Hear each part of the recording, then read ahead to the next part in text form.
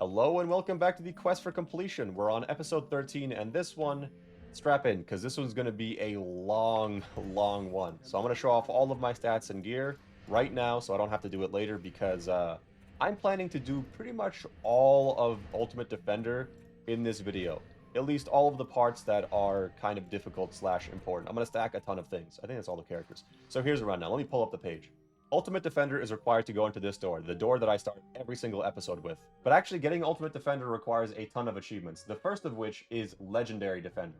Legendary Defender requires the following achievements: From the Depths, To the Rooftops, A Taste of Victory, Dungeon Crawler, The Belly of the Beast, The Body of the Beast, The Crown of the Beast, Dungeon Raider, From Fire with Brimstone through the Crowded Keep to the Lofty Summit, Dungeon Defender, A Team Effort, A Matter of Perspective, Where's the Blueprints, Friends Forever, 88 Core, Ella Ella, Wizard Hunter, Lunatic Mushroom, Speech Freak, In a Foul Mood, Core Cardia, For Destroy, Gold Rush, Monster Mania, A Challenger Approaches, Weapon Master, Dancing in the Rain, Kobold Exterminator, Ogre Block Party, Monster Madness, Gold Blitz, Defense of the Best Offense, Iron Man, Survivalist, Tough Guy, Thick Skin, Smithy, and This Is My Weapon, To the Limit, Divine Intervention, Almighty Smiter, Obedience Training, Catch 'em All, Good Student, Pupil, Veteran, Defender of Eternia, Group Hug, True Nobility, Perfectionist, Daredevil, Mastermind, Brute Force, and Master Banker, and that's just for Legendary Defender. On top of that, we need to do Jingled All the Way, Nightmare Portal Protector, Nightmare Eternia Shard Recovered Purple, Hardcore Mythical Defender, Mythical Dungeon Raider, Plain Mythical Cupid, Transcendent Challenge Champion, Nightmare Eternia Shard Recovered Blue, Nightmare Djinn Recruiter, Transcendent Survivalist, Nightmare Eternia Shard Recovered Yellow, Nightmare Puzzle Solver, Mythical Real-Time Strategist, Nightmare Eternia Shard Recovered Red, Nightmare Boss Crusher, Nightmare Heroes of the Rescue, and I've got monsters in my pocket. On top of that, despite a lot of those saying that they only need to do them on Nightmare, we're going to be doing every single one of those on Ruthless Hardcore, or just about every single one of those, because, I mean, this is a quest for completion, come on.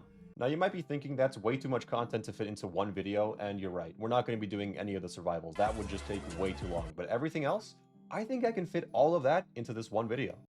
Now, if you were paying attention, or you've just done this already, you've probably noticed that a lot of these achievements don't seem super compatible, and will require us to redo a ton of these maps multiple times. And you're right, but not nearly as much as you think. There's actually just 4 achievements that suck big time. From the Fire with Brimstone, through the Crowded Keep, and to the Lofty Summit. All 3 of these achievements require you to go to one of each of their respective areas' maps and do it on Insane. Meaning, on top of doing these maps on Ruthless Hardcore, we'll also need to do one map from each of these groups again on Insane. The other one is Mythical Real-Time Strategist. This one just sucks. It requires us to do each campaign map, Deeper Well to Glitterhelm Cavern, plus City in the Cliffs for some fucking reason. Only using minions to kill every enemy except for the final wave, because like bosses and stuff. But that's it. Excluding the previous thing and A Matter of Perspective, we only need to do each campaign map, plus again City in the Cliffs for some weird reason, on Ruthless Hardcore, then one more time on Nightmare, but this time using only minions to kill mobs. A total of 2 runs for each map. Daredevil requires you to survive with less than 100 HP on your crystal for at least 6 maps. Perfectionist requires you to complete all the OG campaign maps taking no core damage. But what's important is that these requirements only apply after the first wave. That means for 6 maps, all we have to do is be a bystander to domestic violence, then when the crystal gets low, step in like a hero and protect the crystal from then on. Conveniently, we already have to do 3 maps again on Insane, making half of Daredevil basically free, and on top of that, we're going to have to kill a dragon 4 times, so there's another completion in that. And the other 2, we can get those pretty much wherever. So that's not too bad, but Mastermind and Brute Force look way worse. Mastermind requires getting Master Strategist by only dealing tower damage to kill mobs after the first wave. Brute Force is the opposite, requiring only hero damage past the first wave. On paper, it's 2 extra completions of every OG map. You can actually get both of these at the same time. All you need to do is just have your main split be the hero, the builder, who's incapable of violence, and a secondary split character who's only capable of violence. Main hero builds, then does nothing. Second hero kills, but doesn't build. Boom, easy peasy. Now, before I get to the entire route, keep in mind that the Ruthless part is just for my personal Quest for Completion challenge. You only need to do up to Nightmare Hardcore for any of these maps. That said, for every OG campaign map, we're going to do it on Ruthless once using 1 hero, the main screen to build, and 1 hero doing only player damage. Then on the final wave, we'll add 2 extra characters, and we'll get Mastermind, Brute Force, and Team Effort, along with the progress towards Hardcore Mythical Defender. After that, we'll do it again on Nightmare, this time using only minions to damage enemies up until the final wave for Real-Time Strategist. Mythical Real-Time Strategist. Then we'll do Deeper Well again, except this time on Insane to get From Fire with Brimstone, Castle Court on Insane for Through the Crowded Keep, and Summit on Insane for To the Lofty Summit. And for each of these, we'll get the crystal down below 100 HP on wave 1, then protect it from then on to do half of Daredevil. Somewhere along the way, we'll do Glitterhelm Caverns on Ruthless Hardcore, along with City in the Cliffs. After that, we'll need to redo Mistymire, Moraggo, Aquanos, and City in the Cliffs using only minions up until the final wave on Nightmare to completely unlock Mythical Real-Time Strategist. Then it's just a bunch of challenges, and we're done for the episode. All that's going to be left for Ultimate Defender is Transcendent Survivalist, and maybe Defense is the best offense. It just depends on if Pure Strategy counts as Survival or not, or potentially if we just can't do Pure Strategy. So all in all, 2 to 3 episodes maybe for Ultimate Defender? We'll see. Time for Deeper Well, and we're just going to get the Daredevil thing here, and that's it. Alright, that's enough. You know what? Ah, there we go. I like my crystal barely alive. That's good. And here come the last of the enemies, and if you look in the bottom right, we ought to see some neato thingamabobbers. We should see Gunslinger and that other one that I forgot the name of. Skin of your teeth, or no, we should see Perfectionist, Invincible, something like that. Not Invincible, Perfectionist or something along those lines. And then Skin of your teeth. Yeah, Skin of your teeth, there we go. Immortal, that one doesn't matter. Flawless Victory, there we are. And I guess Gunslinger, but we're gonna do that anyways. Okay, time to redo this map on Ruthless Hardcore. Alright, let me bring in my extra character. Gonna be this bad boy right here. Just gotta remember to equip the... Oh, he already has the pet equipped. And on this character, the Mango, we're just going to have her place down an Electric Aura and a Slow Aura and a Strength Drain Aura just kind of on the crystal. And I think she needs to get... Or it says after the initial wave, right? So I guess she doesn't need to get any kills now. So next wave we can place down the rest of our towers and then we'll be good. Anyways. Now, this build is going to be very complicated. Glitterhelm, as we all know, is a very difficult map. I'm going to do my damnedest to make sure that it is a flawless completion by placing down whatever random towers come to mind within the next 4 seconds. You get one there, you get one there, Shroom Pit, twist in, and then I don't know, I guess that's it. Final wave, we're going to be bringing in extra characters. What extra characters? I don't know. Whichever ones are there, they get selected immediately. Yippee! Alright, now let's look at the awards in the bottom right of each character. Whoa, what? I don't know, we got item rewards. Top right should be getting Master Strategist, something like that. This guy should be getting Gunslinger, and then the other people should just, I don't know, Teamwork, I think, is what they get. Strategist, nice. Flawless Victory, nice. Teamwork, accomplished. Master Strategist, there we go. And then on this character, come on, let me see it. It's at the very end. Come on. Teamwork, we know. Gunslinger, there we go. Neat. Time to do the exact same thing, except this time we're going to do it on Nightmare Hardcore, and the only towers we're allowed that can damage enemies is going to be the minions. So I'm going to place down a Slow Aura, or maybe a Weaken Aura. I don't know how much mana we're going to have left over here, to be honest. So, Weaken Aura there, and then 100 mana left over. Yeah, that's enough for 2 archers. That'll probably be good enough. So place an archer here, an archer here. And I'll give you guys, like, the drone POV. Why are you guys so angry at these test dummies? Come on, man. How much health do these guys have? So little HP. Oh my god. I've never really paid attention to it. That's rather surprising. How about the Ogre? Ogre's probably going to have, like, what, like 1 million? That seems like a... Nope, not even 1 million. Wow, that's funny. Oh yeah, by the way, I didn't mention this, but for some strange reason, the forest golems that Hermit has, they also count for real-time strategist. But considering the fact that we're going to be doing all of this on, you know, Nightmare Hardcore, and we're not really doing particularly hard maps on Nightmare, I'm just going to use minions only and not use the, not use the golems, at least until we need to. I don't know, maybe we will at some point. You go here, you know, let's just line the entirety of this area. It'll kind of look like Helm's Deep, maybe. I don't know. Yeah, okay, that looks pretty cool.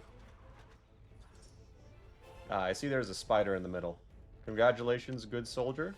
Your job is now to deal with all of the spiders from forever onwards. For the record, I think you could do this on Ruthless Hardcore if you wanted to. It's just, I'm gonna be honest, I don't really think these guys are ready for for doing this map on Ruthless. Like, maybe they can handle it past the first wave because they'll have, you know, a good amount of mana. But real-time strategist, it requires that you do every wave except the final wave with just minion damage. Meaning I can't kill the ogre on wave 1 to get the mana with like my DPS hero. I have to deal with all of those mobs using these chumps. And I'm only gonna get 4 of them, and I'm not gonna get any ores if I use 4 of them. So like, I don't know. I'm just thinking out loud here. I don't really think these guys have what it takes. Yippee! Hooray! Oh, it takes me out of overload mode or phase shift. You can press F here to check. Nightmare Hardcore. Oh, there we go. Real-time strategist. I guess it's something that you get like afterwards. Okay. Foundries and Forges, Ruthless Hardcore time. Now, you might notice this map is kind of a pain in terms of, well, everything, but the sight lines are a bit lacking. You know, you got these big pillars in the middle, and enemies are like beneath you and all that. That's why my build around this map is going to be focused completely with, I'm just going to place Mushroom Pits. It's just going to be Mushroom Pits. Alright, if you had at least Strikers, it's probably better. I don't care. I'm just going to do Mushroom Pits. Basic Aura Stack in the middle, and then, nope, I guess I shouldn't have dropped the mana. I'm going to bring in the Monk, and then Control G, kill all the mobs, wave 2. Wow, my auras are so small that the archers are able to hit the crystal without being in their radius. Now then, time for a very advanced strategy. Oh, I ran out of mana. It's kind of funny seeing all the mushrooms fly around a single mob because they just can't home in on it properly. They also kind of blend into the background here. Weird. Alright, final wave. Bring in 2 extra boys, whatever they are, it doesn't matter. Hey, wait a minute. What's going on with the extra characters on the bottom? Why do they only have Oh, it's so strange. Look at the extra characters on the bottom here. Why they only have like the console version of their stuff? They should have like... Oh, okay, that's weird. It's just a visual bug. Anyways, wait a minute. I have 4,000 in my stats. What am I worrying about? I'm just gonna place 2 archers at like basically every choke point and call it a day.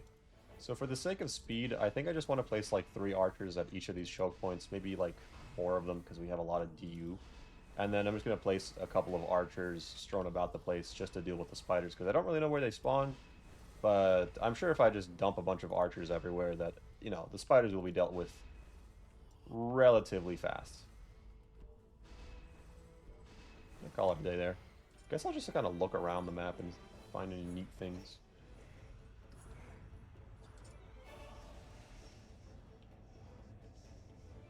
Oh.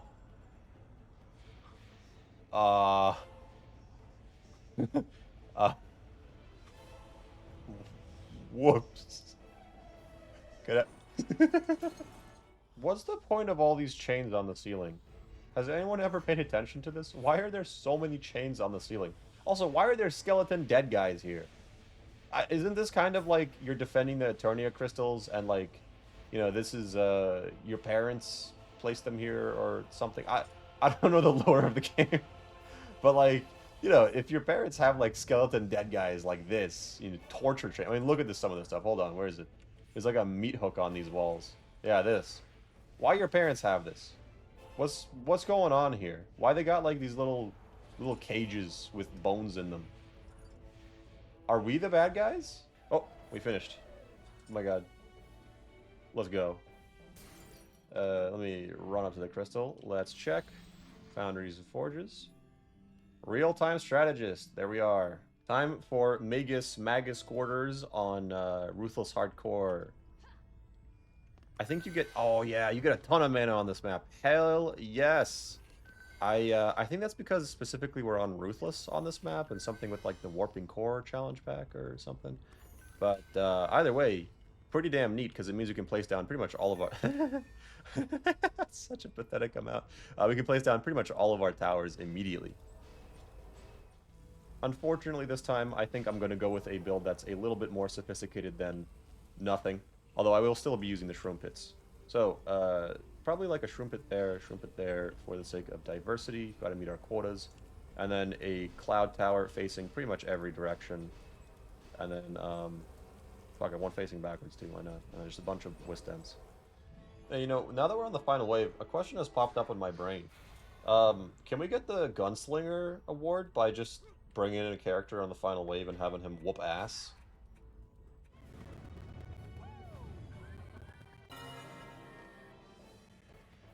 Can I be honest? I kind of just forget that one of the maps from each category exists, or from each area. Like, in my brain, mentally, when I think of it, it's just 3 maps, and then the third map is like the boss map. So, like, Deeper Well, Magus Quarters, and then Alchemical Laboratory. And then, you know, the same thing for every one of the areas. Wow, we do not get as much mana on Nightmare. Go on you. I don't really know why that is, either. I'm not entirely sure, but it is, it's certainly what I think. Alright, wave 2, I'm thinking 2 stacks of auras, and then a couple buff beams and call it a day, yeah? Ooh. Actually, my auras might be a little bit too large for this. Nah, who am I kidding? Oh my god, my auras are too large. Oh my god. It feels awesome. My auras are, in fact, too large to place 2 of them without going through some extra misery. Alright. First time ever I'm using buff beams. Probably not necessary. In fact, definitely not necessary, but I'm early on enough in this episode that I have energy. And I also, I took a nap at the wrong time, so I'm really energized.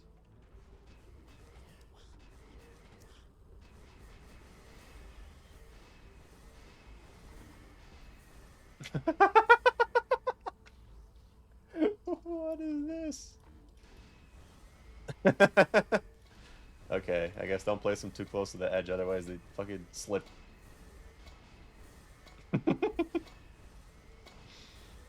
Anyways, just a wall of archers at pretty much every area here. I mean, it's, you know, nothing too complicated. I remember Chiku made like a video where he just got out of bounds on literally every map. That is like a top tier video right there. Big fan. Wait a minute. These are like comically small chairs. This is for like children, isn't it? This has to be for like a child. This is... Dude, this chair is comically small. Anyways, that's the map completed. I'm not going to stick around. We're just going to go check that I got real-time strategist. I know I did, but I just like making sure, you know? Magus Quarters, mission real-time strategist, completed. And if we go on here, teamwork, gunslinger, master strategist. Although we also got master strategist here as well, so, you know. Exciting time, Alchemical Laboratory Ruthless, and double exciting, actually failed here. I tried this once, did not succeed. Turns out, on the final wave, I don't even know what the boss has in terms of health, because the ogres have 250 million HP if you have 4 splits, which is kind of crazy. I gotta be real. I wasn't expecting that. So I'm gonna try and do somewhat of like an actual for real deal build. But here's what I'll do. Over here, I'm going to place down a buff beam. I think all towers will be safe over there. Just for the sake of redundancy, I'm going to place back here a forest golem, something like that. Then let's go ahead and swap over to our warden. And I'm going to place down, I think 3 shroom pits is probably the go-to, just for area of effect. And then a couple of cloud towers and a couple of withstands straight in the middle. And the first wave won't be that bad. The enemies, the HP scale like really roughly, but for the first wave it's fairly normal, like 15 mil on the generic dudes, and 70-ish, 60-ish on the big boys, the ogres. So nothing too bad. All right, let's place down a cloud tower facing this way, another cloud tower facing that way, and then just as many shroom pits or withstands as we can. Okay, it looks like I'm gonna sell one of these shroom pits. Sorry, the build is nothing spectacular. It's just something I'm coming up with on the spot. And then, unfortunately, because the ogres have so much goddamn health, I'm going to have to place down a couple of minions here as minion walls, which it feels very weird to do that in you know, God's year of 2026, but nope, we're doing that.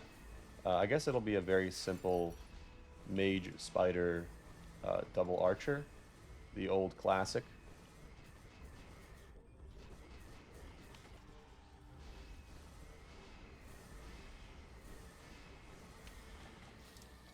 There we go. And I guess I'll just keep my Huntress out from now on.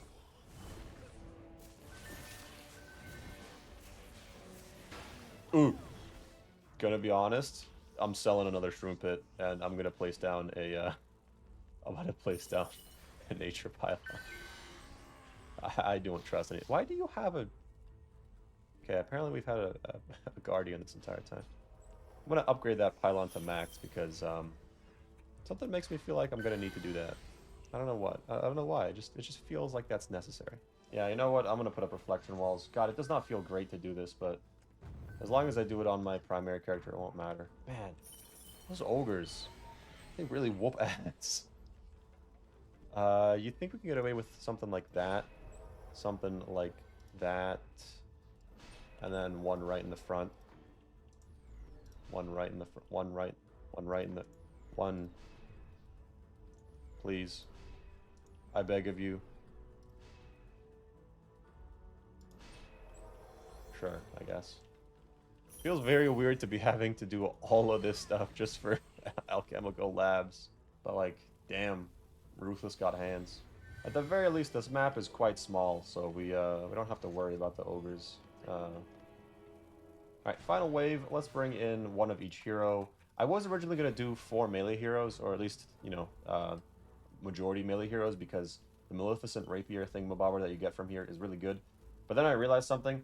I want to get a unique weapon. I want to get all the unique weapons in the game. So for that purpose, I am unfortunately going to have to forego the sweaty boy farming, and just kind of, you know, go for the gold here. Go for the diversity gold. Like, I'm just thinking back, this Spider Queen. Spider Queen had 100 million HP with 4 alts. I really hope that this guy has the same amount of health. I'm just hoping that the mobs are, you know, far more of a concern than the boss. Please, please have like 10 health total. Please, I'm begging you, man.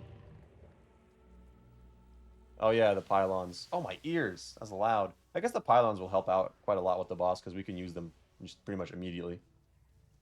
Wow, what a great POV. Jesus. Oh, that's a lot of health. Oh, but we're getting through it really fast. But that's a lot of health. But we're getting through it really fast. But that's a lot of health. That was half my health in one hit. You dickhead. Okay, well. Oh, my God. There's an accomplishment from the depths. Wait, shouldn't we have gotten the other accomplishment? Let's see. Pets we don't care about. Is this the reward for apprentice? Is this an apprentice reward? No, this is... Yeah. Okay. Wow, that's pretty piss poor. This is the reward for our monk, and it's also... Wow, that's a lot of range damage, but it has no extra projectiles. That's pretty bad. Soul Flower. People talk this thing up. That's a lot of base damage. People talk this thing up quite a lot in the Discord. By that I mean I heard it talked about once, which is more than I've heard anything else talked about. And the Rapier, man, this is for sure, like, this map, the sides roll on it like crap, but like this map drops these in high quality very frequently. Oh, also accessories. Unironically, some of these accessories might be worth looking at. Although, unfortunately, it doesn't look like too many of them were that good. Anyways, that was a lot more nerve-wracking than I thought it would be. Makes me scared for a couple of other maps that I know are going to be much harder, but nonetheless, sell all. Time for the same thing, but this time on Nightmare Hardcore. Okay, build will be fairly simple. Basically just a couple of archer minions at every choke point. I don't really think we'll need mages. And then after this, I'll also do a slow and a weaken aura, probably like right here, and then one back here as well. Oh, wait. Oh, I'm out of mana. Alright. I guess 3 archers on wave 1 in each choke point is a little bit much.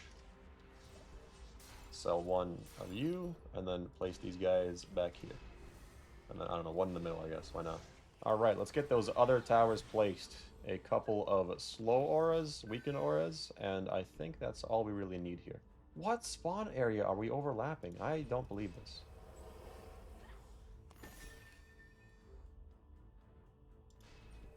Yeah, that looks good enough. I should probably place like a buff beam between these two, but I can't be bothered. What I will do, however, is just place down even more archers at every area.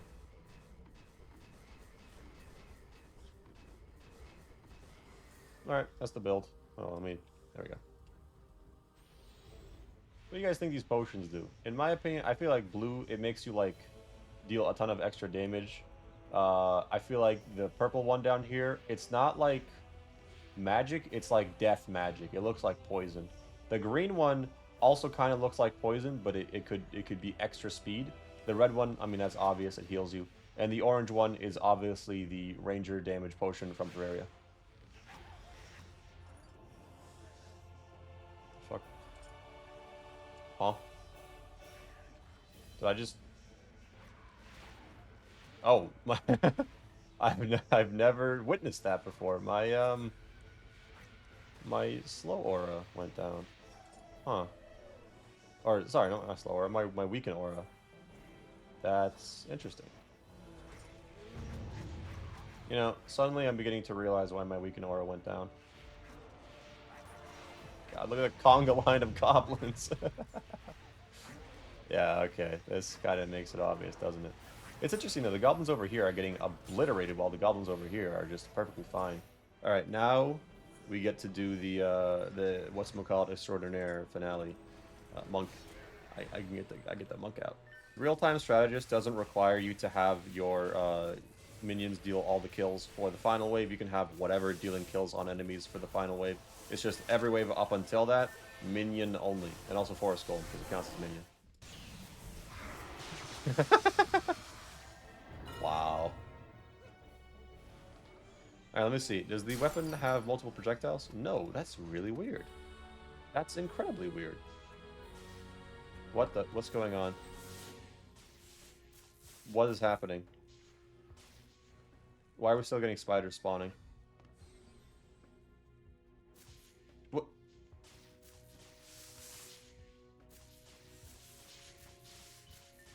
I'm getting mana from them. I'm getting XP. What the hell? Wait, enemies, what is going on? What? That's a, what?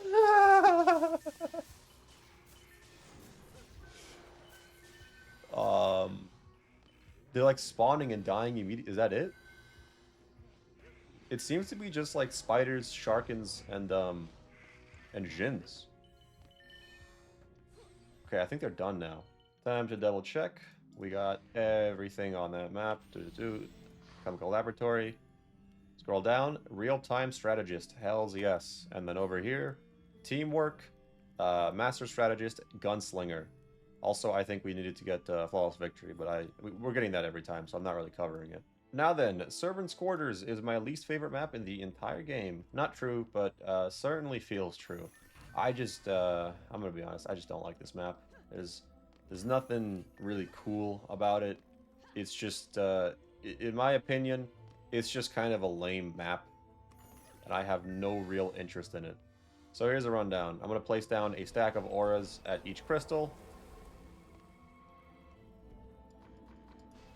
Something like, oh, our auras are way too large. Something like that. And I'm going to place down, between both of these areas, I'm going to place down one 60U buff beam. And then, you guessed it, I'm going to place down 1 trillion mushroom pits because I don't want to think about having to place down towers correctly on this map. Bring in that extra hero, mushroom pit, and we'll place the rest of them in due time. Oh, mini ogres. Oh. Oh, if it's just mini ogres and they still give you 500 mana, okay. I guess you're not that bad, map. That's okay.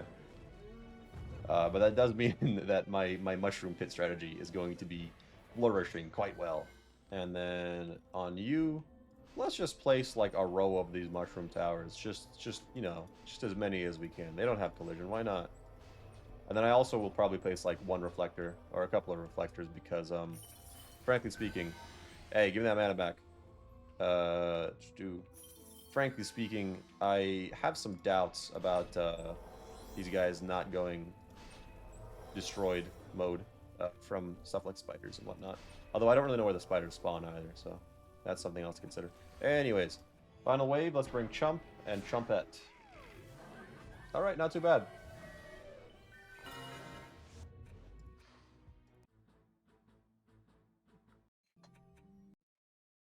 My game crashed. Alright. Do we really need the slow auras here? I feel like we don't. I mean, it kind of depends on where the spiders spawn, but I feel like we could just dump in, you know, 2 archers at every choke point and just call it a day there because, let's be real, the mini ogres are not going to cause much of a threat. If they had so little health on Ruthless, they're going to have even less health on Nightmare. You know what? Hold on. This is probably a little bit stupid, but I want to spawn camp these guys.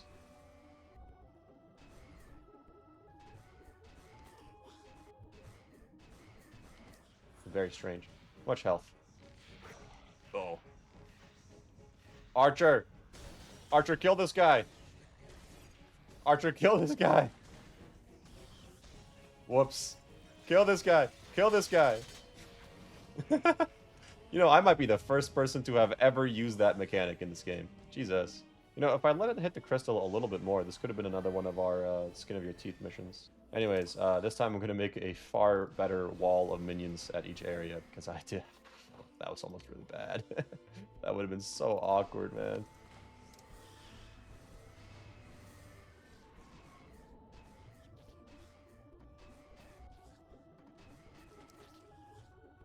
And for the sake of why not, I'll go ahead and place down a couple of Strength Drain auras at every major area. Honestly, I'm lazy. I'm not even going to bother putting down more like Strength Drain auras until like we need it. Which will be never, by the way. We'll never need it. Let's go look around the map, see if there's anything cool. Okay, these are like tiny sleeping bags. Like, look at this. I'm telling you, this is for like children. And these bowls are like, I mean, look at how tiny this stuff is. I mean, compared to the size of one of these archer's boots. I think I could eat like a boot full of food comfortably. There is nowhere near a boot full of food visible here. You could not fit that much food on these plates. Wow, you guys got really low. What about you guys? Huh. Okay, come on, fellas. Let's move it along here. Okay, we killed the mage. You guys too. Let's go. Let's go. Come on. Don't go out all day. Wow. Truly the peak of intellect over here. Nice. Good backstab. Alright, let's see. Nightmare Servant's Quarters. We got Real-Time Strategist, Ruthless. We got Flawless Victory, Teamwork, Gunslinger, and Master Strategist. Let's go.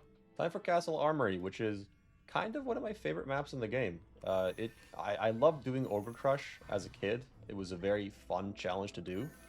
And that's it. That's the only thing that I really got going for me on this map. That's the only thing that I really cared about. Ogre Crush was cool. The map is fairly open. There's spike pits. I like trying to like jump over the spike pits like this, you know. But other than that, the map is fairly, you know, there's not much going on here. Anyways, let's build a stack of auras at each crystal, just kind of on the sides, because I'm planning on doing something a little bit funky with a buff beam between these two, and I'm thinking after that, I'm going to place down a couple of towers right here. And hopefully the HP scaling isn't too bad. It's not a boss map, so I imagine it won't be anything awful. Yeah, alright. Hell yeah. Okay, bring in you. And swap you out for that character. And let's go. Oh, you know what? I bet the enemies are like super powerful on this map to compensate for the fact that you aren't going to get any Ogre Copters or anything like that. That would make sense. Two Shroom Pits, Cloud Tower facing forward, one Cloud Tower facing backwards, and then as many Withstands as I can handle. And probably a couple of Reflectors, because let's be real, the Ogres are probably going to whoop mega ass. Where are the Ogres? Why are they not here? They're gonna, but you know, when they spawn in, they will whoop mega ass.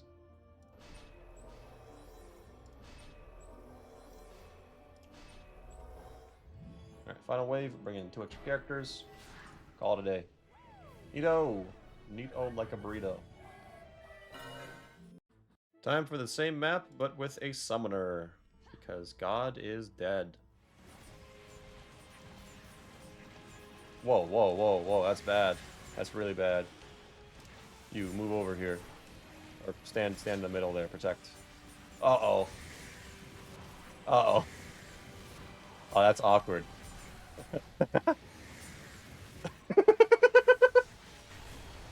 Man, that final wave really did ramp up in the number of enemies. I was not ready for that. I guess that is the key trait of a lot of these earlier like campaign maps, is the fact that early on it's like not too many enemies, but they ramp up like crazy. Later on, there's just a trillion enemies on top of your crystal at all points in time.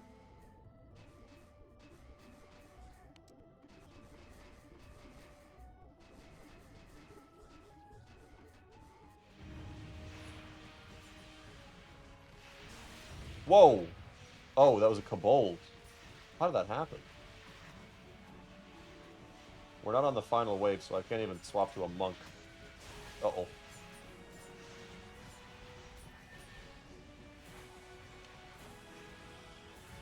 Alright, well, given that I don't want to place down auras or any other kind of building, I'm just going to go ahead and swag. And that should be it. Very neat. Castle Armory on Nightmare. Real-time Strategist. Ruthless. Flawless Victory. Teamwork. Master Strategist. Gunslinger. All of Court Time. Campaign. Going to be, I imagine, relatively easy. This is a map where we're going to use 2 different sets of towers with like buff beams and stuff, because I feel like one set just really is not going to cut it. Same with the auras. Although, honestly, if you have high enough stats, it won't matter. But anyways, do simple stack of auras right there. And then over here, yet again, we have a lot of DU left to mess around with, so it's fairly free. I'm actually going to make this slow aura much smaller, about yay big. And I'm going to keep the other stuff around the same size. And with the leftover DU, I'm going to upgrade, or not upgrade, I'm going to place a buff beam over here. Yeah, that seems about fine. Alright, here you go. Now then, I was actually going to place down my towers immediately, but then I realized that's kind of stupid. So I'm going to go ahead and place down the EV buff beams and walls. Or reflector walls, I should say. Gonna do a little V shape like so. And over here, we can't really get away with a V shape, can we? So, let's go wide. You know what? Let's go big wide.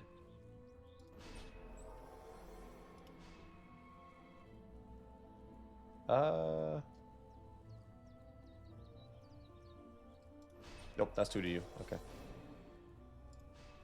Oh, I need to build. We don't have much time left to build. Alright. Shroom Pit and a couple Wiststones over here is all we'll need. And then over here, Shroom Pits and a fuck ton of other things. Those Shroom Pits might be a little too large.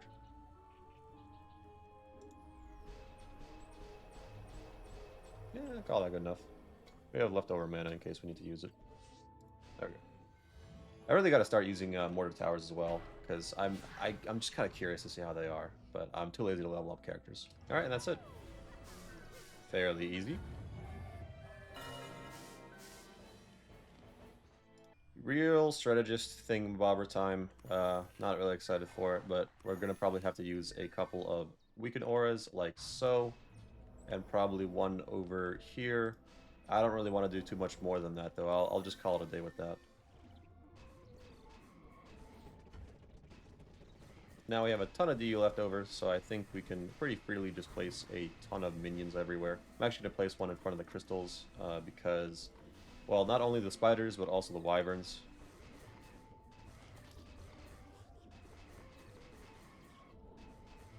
Alright, let's go look around the map. This one is, I think, is going to be very interesting.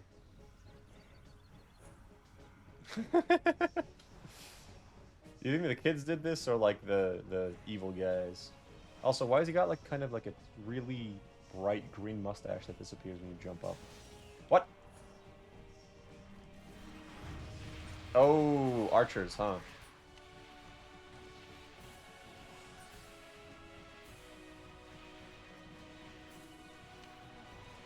I wonder if that'll become a problem over here as well. No, it shouldn't be an issue over here.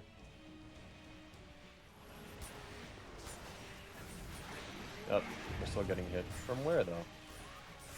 Dude, that's cheating. Come on.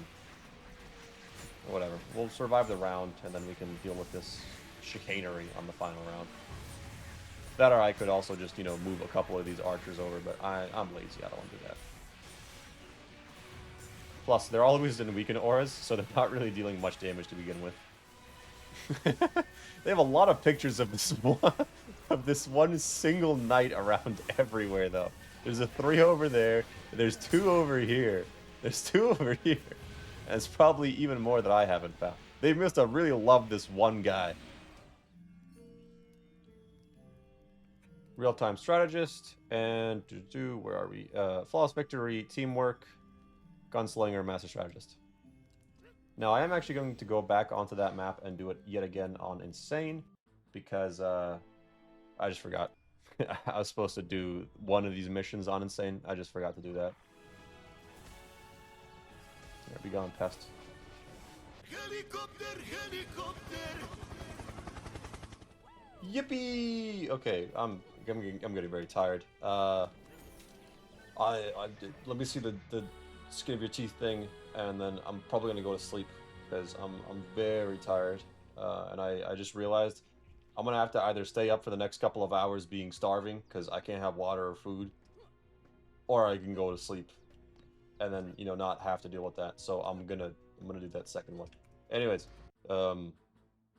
that's next up is the throne room, and I'll do that later, like tomorrow maybe. I don't know.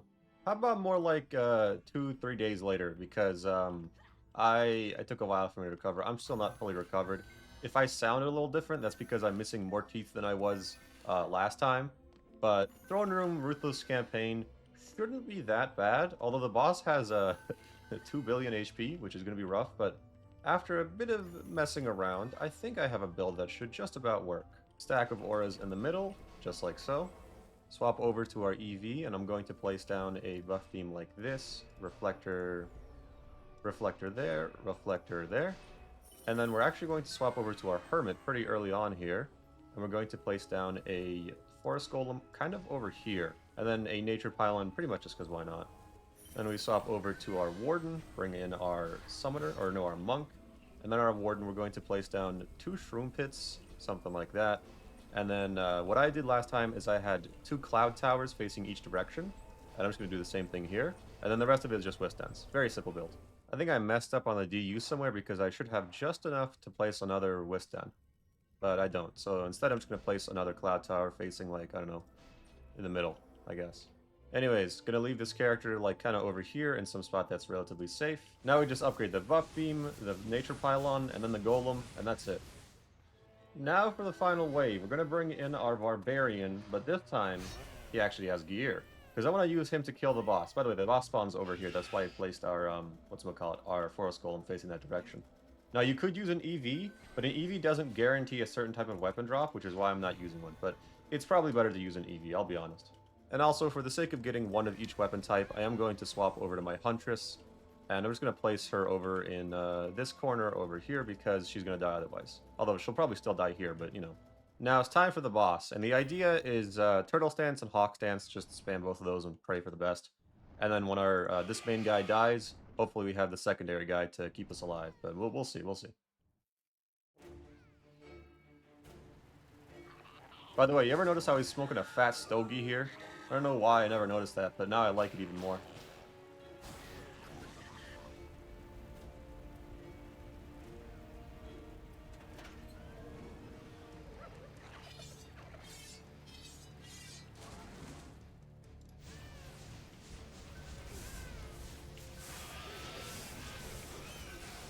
Wow, that's a lot less damage than I thought it would be.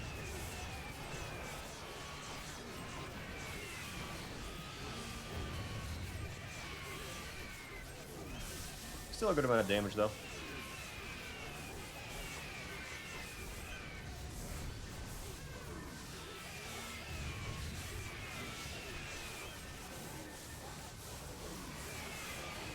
Nope, that's enough of that. Need to back up for a second here because otherwise we're going to die. Just need 10 seconds to get our turtle stance back up, and we should be a-okay. Although our hero boost is kind of dying right now. There we go.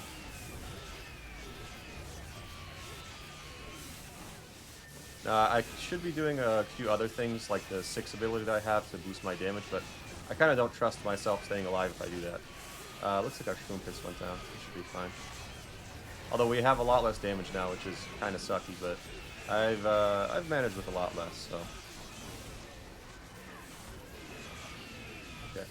I'm going to go ahead and back up this bad boy into the main area. Start tower boosting on him. Our big man is going to go down relatively soon, but that's fine. This is low enough where we can actually, like, you know, deal with the boss on our own. Just as long as we're relatively smart about dodging these rockets, we should be a-okay. I also would recommend keeping your distance as much as you can from the boss, because that swipe attack, oh boy, does deal a lot of damage.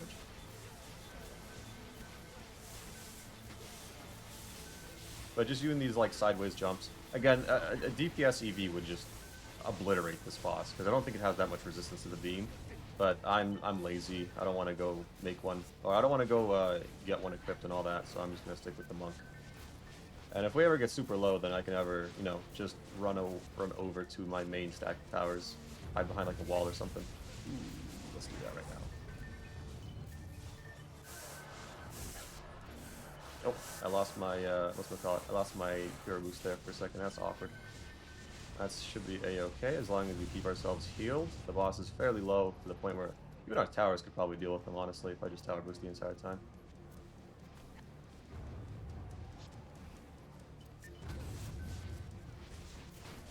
I guess I should move those towers a little bit farther back, but that's fine.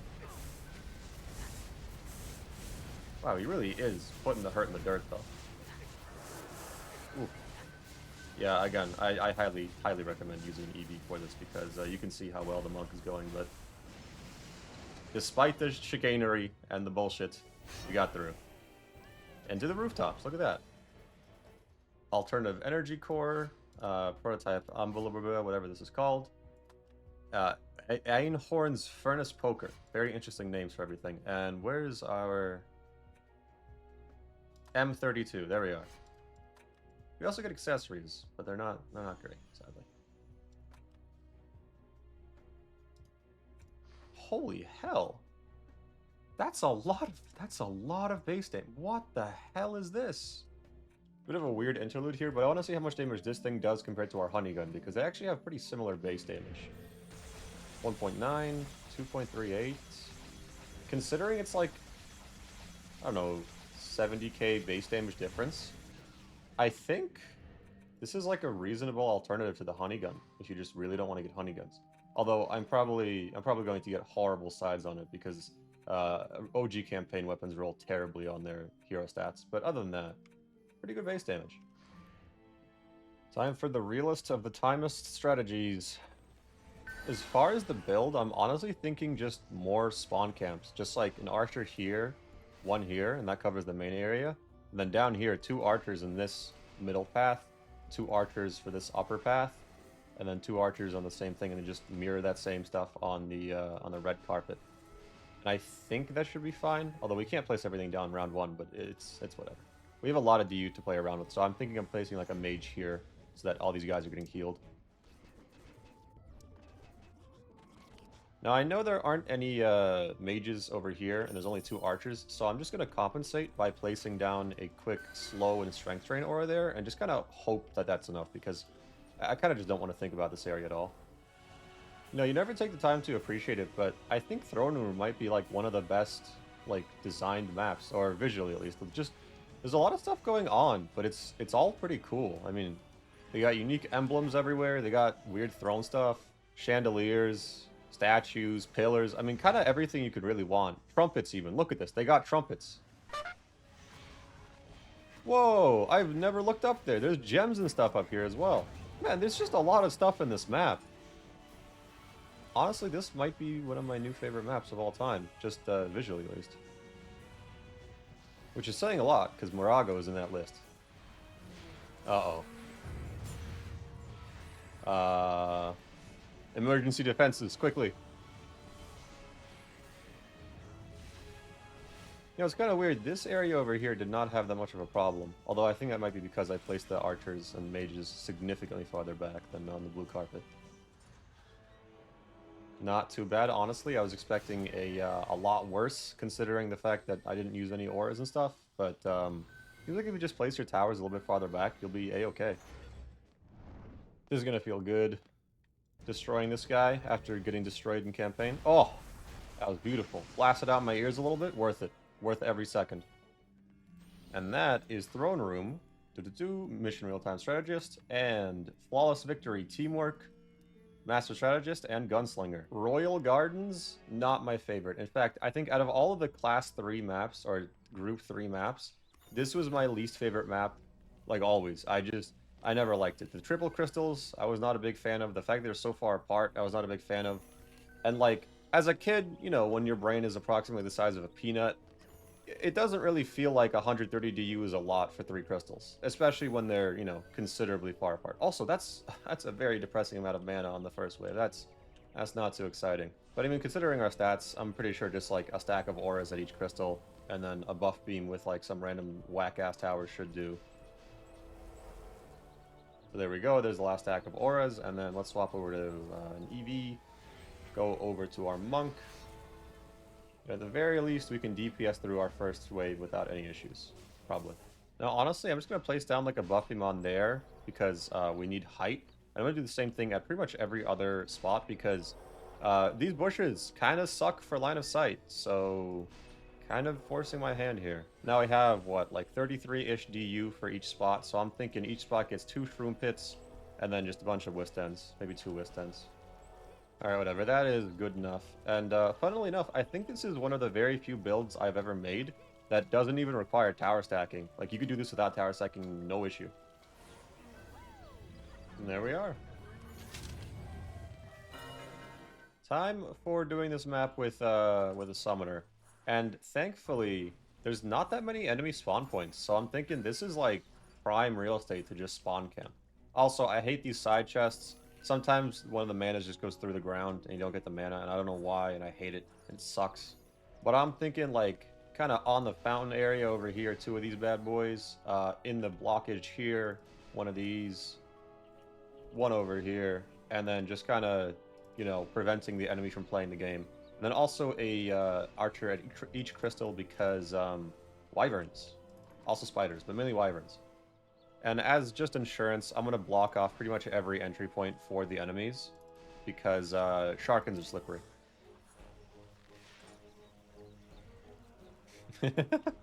Oh, right.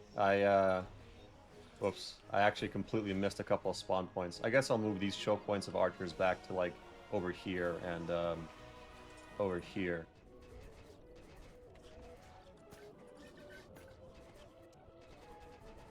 Alright, whatever, that's good enough. Honestly, as much as I don't really like this map for its gameplay, it's definitely one of the best aesthetics. I don't know, if you like outdoors maps, then you probably love this one, because it's got everything. It's got, I'm assuming those are cherry blossoms or some form of pink tree. It's got greenery, I mean, nice sunset view. It's got everything. What? What the hell is going... What is... Sir! That's cheating! You dickhead. You're literally wall hacking. And there we are. Royal Gardens, Nightmare, Mission, Real-Time Strategist, Ruthless, Flawless Victory, Teamwork, Master Strategist, and Gunslinger. Finally, my beloved, the Ramparts. I love this map so much, man. It's just...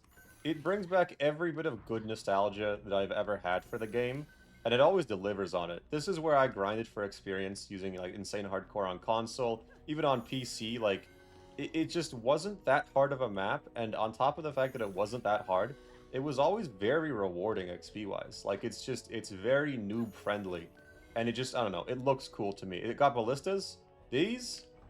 That's like plus 1,000 cool points for a kid. Anyways, though, the build is actually extremely simple on this one. It's pretty much the same build that I used for Halloween Spooktacular. Stack of auras there, and then a stack of auras behind the crystal here, and then something like that. Then we're going to place down a buff beam. I'm thinking between here and over here. Then it's just going to be a bunch of, like, I don't know, whist ends and shroom pits and stuff. Now, on second thought, considering there isn't a spawn point over here, I should probably move this slow aura up a little bit, but eh. So I'm thinking Cloud Tower facing this way, 1 facing this way, 1 facing this way, and then 1, 2, 3. And do I need more mana? No, I don't. Just a ton of shroom pits because I don't want to care about sightlines. That's good enough. Very easy. Time for Summoner. And also, there's a bit of a break. If things sound different, it's because I started bleeding, so I had to stop recording for like 8 hours. But I feel a lot better now. Anyways, Summoner build. I don't think we're going to need any auras or anything like that, because the crystals, there's not really that much of a distance between them. And we have a lot of DUs. So I have a feeling that even with the low-ish starting mana amount, we should be fine. So I'm thinking just a basic wall of minions over here. 3 archers. And I'm more than confident, based off of Royal Gardens, that over here-ish, I'll need to place some archers because of the goddamn other archers, the enemy archers. And then over here, I'll just place one right there, and then we'll make a little wall down here once we get a little bit more mana. And that'll be it for the first wave. I may have underestimated the amount of Sharkins that are going to be going to the crystal. I underestimated. Oh, wow. It's okay. Half these enemies are stuck on top of each other. It's fine.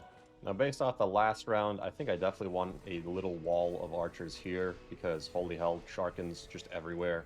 And then I want to line this area with archers just a little bit more. And probably call that a day. Just place a few more here, and then a couple of mages, and I think that's all we'll probably need. Because, I don't know, I just kind of don't see this area or this map being particularly, painful. I gotta say, though, building this, wall of minions here, I don't know why this guy's like a dwarf, but this is man, this one specific bridge just brings back memories like crazy. This is hella nostalgia. I remember placing, spike blockades here, slice and dices, harpoons, all that business, trying to mess around with the placement of the harpoons, learning sight lines, all that stuff. And it's just, it was beautiful. Everywhere else was a little bit chaotic. Over here you got 2 paths coming into the same spot, and then on top of that there's a path line behind, and then over here you can have wyverns coming in from the front, and maybe even this path, all these things, right? But this, so simple. Nothing you really have to learn. It's just, it makes sense. And also, it was really funny seeing the orcs and goblins get knocked into this chasm here. I'm honestly tempted. I just sold those guys over here. I'm going to just place them on this bridge because at least they'll have a decent sight line there. I don't think any enemies are going to come over this way anyways. My mage minion? Oh my god. Oh, I understand. Huh. Still surprising that the mage minion of all of them got destroyed. Uh-oh. Oh, no. No, no, no. Oh. My crystal. Yeah, maybe a weakened aura or something here would be good. If these archers just had decent targeting, it'd be fine. Because they just let the goblin copter come in and just wail on them. All they have to do is just target the goblin copter, and there's no issue. I don't think the summons have smart AI. Deadly strikers, they focus things smartly. I kind of don't think that the archers do the same. There we are. And be real, did you think it was going to end there? Of course I'm going to do this map yet again to try and get the skin of your teeth. I love this map. This is literally my favorite map. If I could, I would do this map 6 times over just to get all 6 map completions, but I'm pretty sure they have to be different maps, so I actually can't do that. That's enough. So, we have, where is it? Skin of your teeth, then we got real-time strategist, and of course, flawless victory, teamwork, master strategist, and gunslinger. Endless Spires. Also another nostalgia map for me, big time USA. Mainly because I had started playing Dungeon Defenders because of a guy called Onite Pineberries, and one of his very beginning episodes that I really got hooked on was this map. In fact, I remember this chest right here. He was doing a mythical wave 1 farm on this map. He wouldn't even grab that chest because he was like, if you have good stats, you don't want to grab that chest because then you get extra items. And I was like, oh my god, this is insane tech. We need to write it down right now. Sadly, this map has kind of been outclassed since then. It's been however long since this map's been out, but it still brings me good memories. And the build is going to be disgusting. I apologize, but So I'm thinking something like, and then probably just a bunch of Wistens and Shroom Pits. Call it a day. Either way, I'm going to place down probably 3 Shroom Pits, and then a whole bunch of Cloud Towers facing pretty much every major direction twice, because range, and then as many Wistens as we can manage. That's good enough. What? Oh, Wyverns. I guess my auras are not nearly large enough to cover this area. Just for the sake of being lazy, I'm just gonna go ahead and sell one of my Wistens and just place down a Forest Golem and, like, I don't know, some other random towers near these other crystals, just to distract the Wyverns. So I'll place this bad boy right here. And I guess we don't really have enough DU for other towers, so I don't know. And I guess I'll place a Shroom Pit, like, on top of this thing. And hopefully that gets the Wyverns. If push comes to shove, I can always just, you know, focus the Wyverns down on my main character. We'll see, though.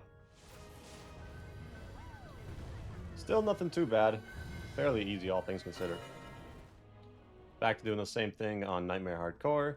I actually still don't really think I'm going to need auras, because we have a good amount of DU to play around with, and there's not that many entrances for the enemies, but we'll see.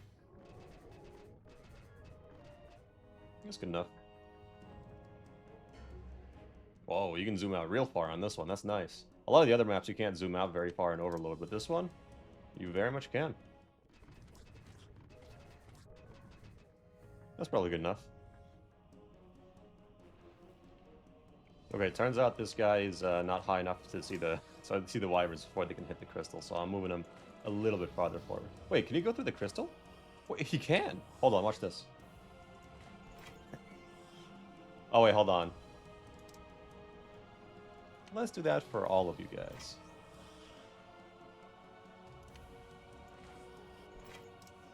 I didn't know that. I thought they got stuck on the crystal.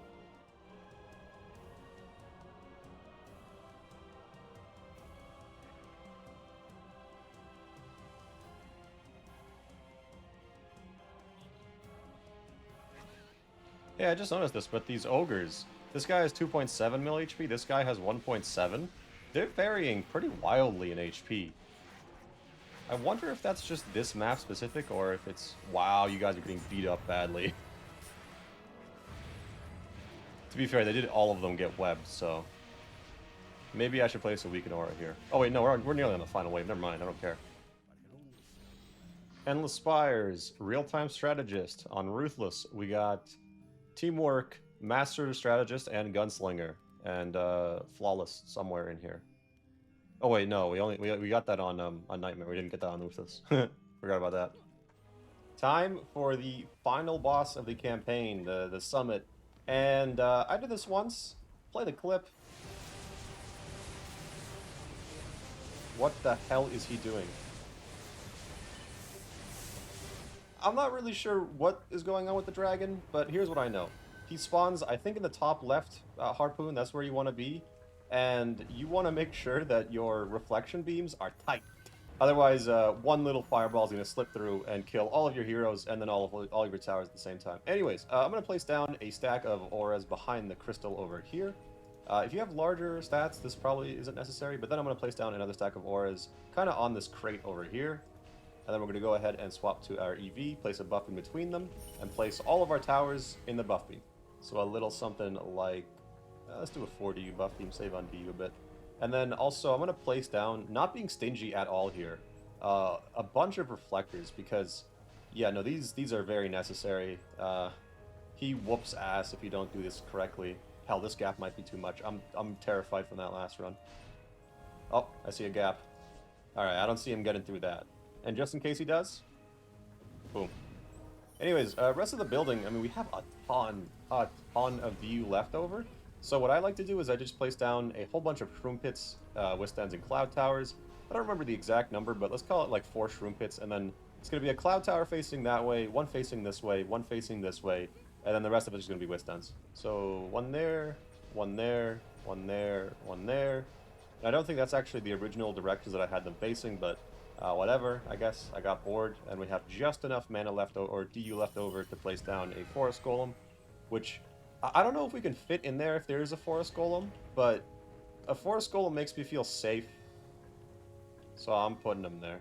I'm actually going to place this guy in the very middle, like that, because I think if he gets hit, his hitbox might be a little bit too large, and it will mean that our other towers get hit, meaning that we lose. Okay, final wave. We're going to swap this character over to a mage. Then we're going to bring in as our secondaries a this guy and also a huntress. And I think as long as they all stay within, like, you know, this rough area, it should be fine. Assuming there's no nasty splash damage going on, we should be a-okay. Oh, and one thing I'm going to do, I'm actually going to go full screen, zoom in on all of these guys, because, like, I'm not kidding when I say this. I get literally 15 FPS on this final wave. If I look in this direction, like, it's over. It's 15 frames. I'm sure if I wasn't recording, it'd be significantly higher. But, like, dude, my graphics card is pretty good. My CPU is amazing. This is still really bad. Nice. Now, if I remember correctly, it is either the top left or the top right one. And I think it's this one. I think it's this one. And even if it's not, we should be able to run all the way over to the other one.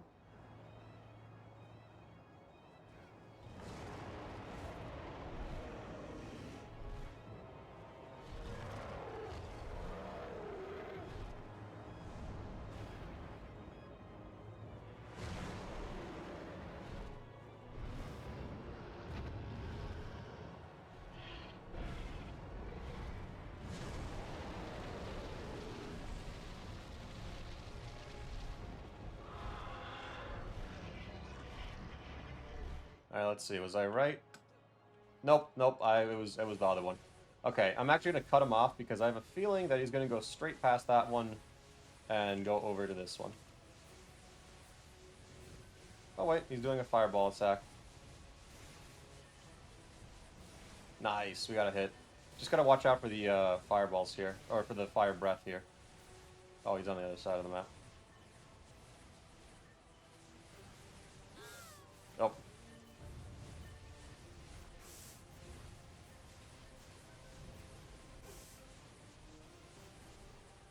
Oh, he's going to do a fire attack. I have to back up. And then we can go back in. And I go back up. And then I can go back in. As long as we, like, kind of dodge a little bit, we should be fine. Nice. Nothing too bad. I don't know how our heroes died, by the way. I wasn't really paying attention. Oh my god, frame rates. That fireball attack. Oh my god, this is so much easier when I have frames. It's ridiculous. Maybe Monk wasn't the best decision for the primary hero here. On second thought.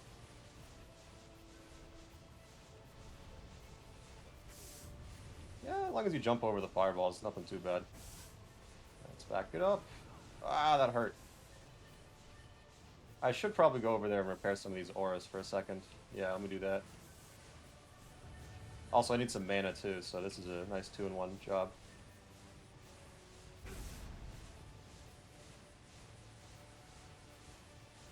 Alright, I think we go over to the front right one.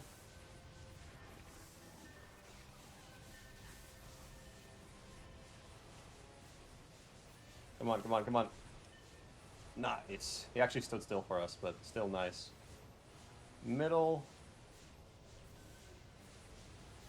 Alright. Fireball attack, probably. Ow. Jerk. Keep doing this, honestly. Yeah, that's what I thought. It looks like he's damaging his own guys with that fire breath attack as well, except they're taking... Well, they have, you know, 15 million HP. They're not really taking any less damage.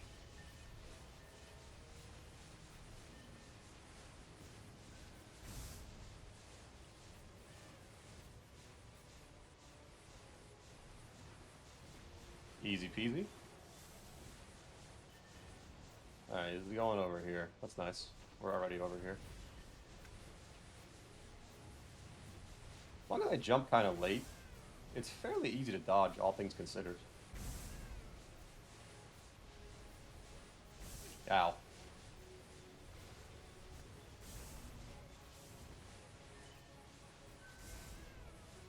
Okay, let's go to the other side here. Repair some of our towers while we're on the way too.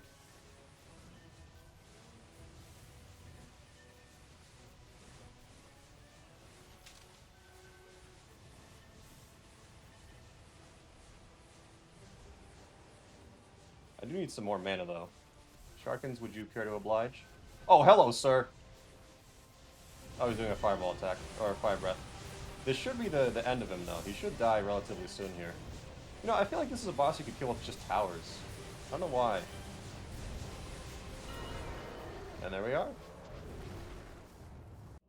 The foul beast, broken and defeated by the team's relentless attack, collapses, plummeting to the ground in a ball of flame.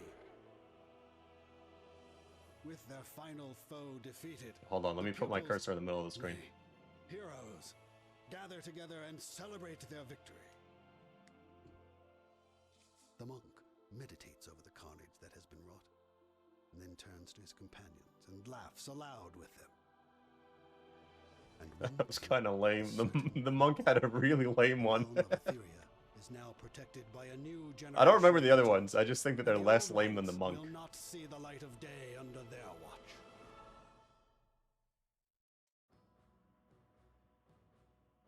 Jeremy Stieglitz.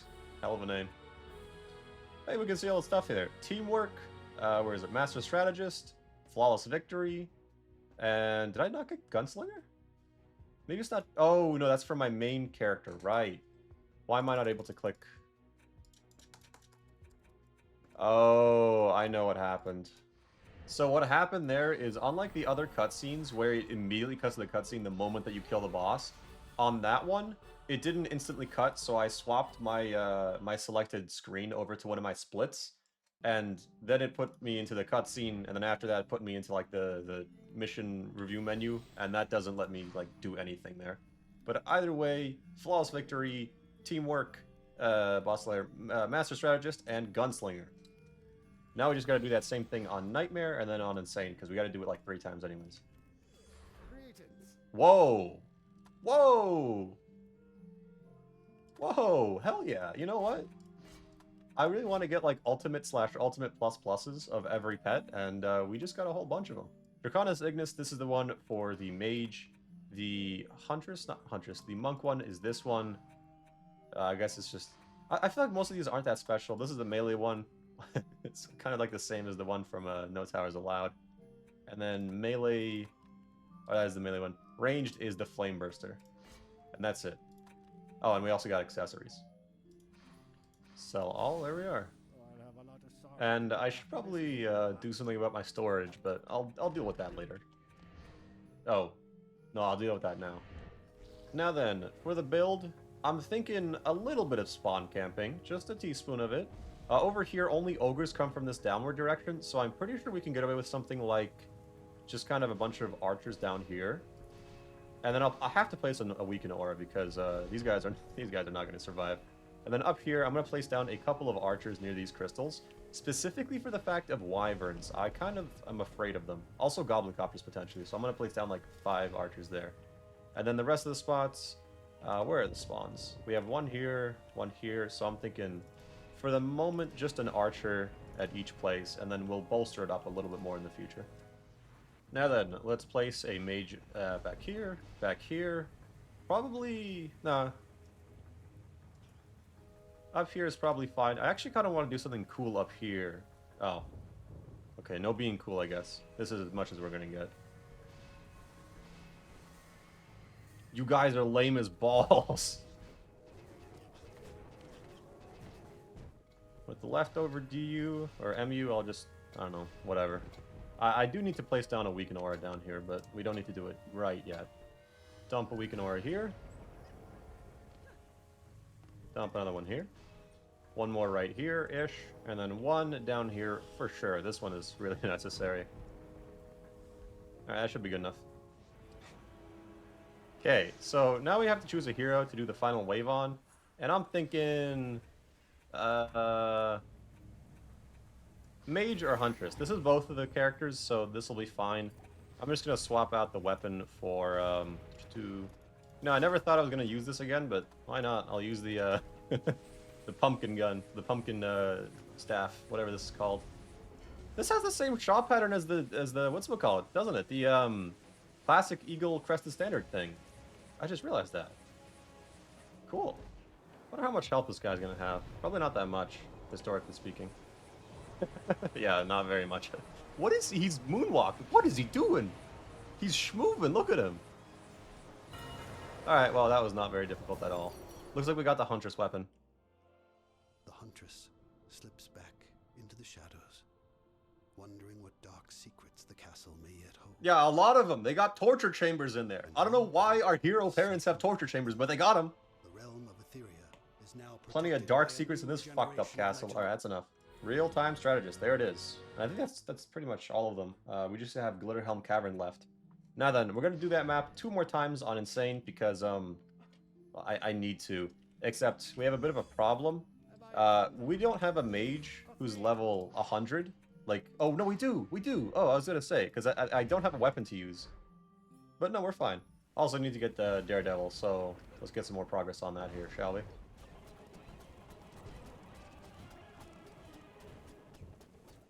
Okay. There we are. Perfect. Alright, well, looks like it's not that much of an issue. Come back! No! Fuck! I lost on Insane! The core didn't need to do that! No way! No, no, please, one of my auras, get in range of my auras, please. What are you gonna shoot? There's no heroes. Yeah, that's what I thought. Yeah, back and forth. God damn it. Oh. I lost on Insane. And this time, we don't jump after the boss. This time we actually just, like, use Hawk Stance. How kind, you're right here. Hawk to it. I fucking missed! Screw you, buddy. Yeah, look at that. The Lofty Summit and the Crown of the Beast. The squire raises his fist to the sky and realizes that the purest form of strength is the willpower to do what is right. Wow, this game is very much made for kids. Anyways, I'm noticing a lack of a trophy here for the other 2 areas, and also over here. And I think it's because we didn't kill the boss before. So let me explain.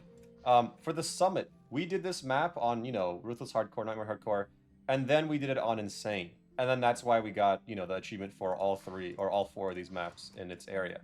But when we did Deeper Well on Insane Hardcore, we hadn't killed the boss yet, so it didn't register or something. I don't know, it's a bug.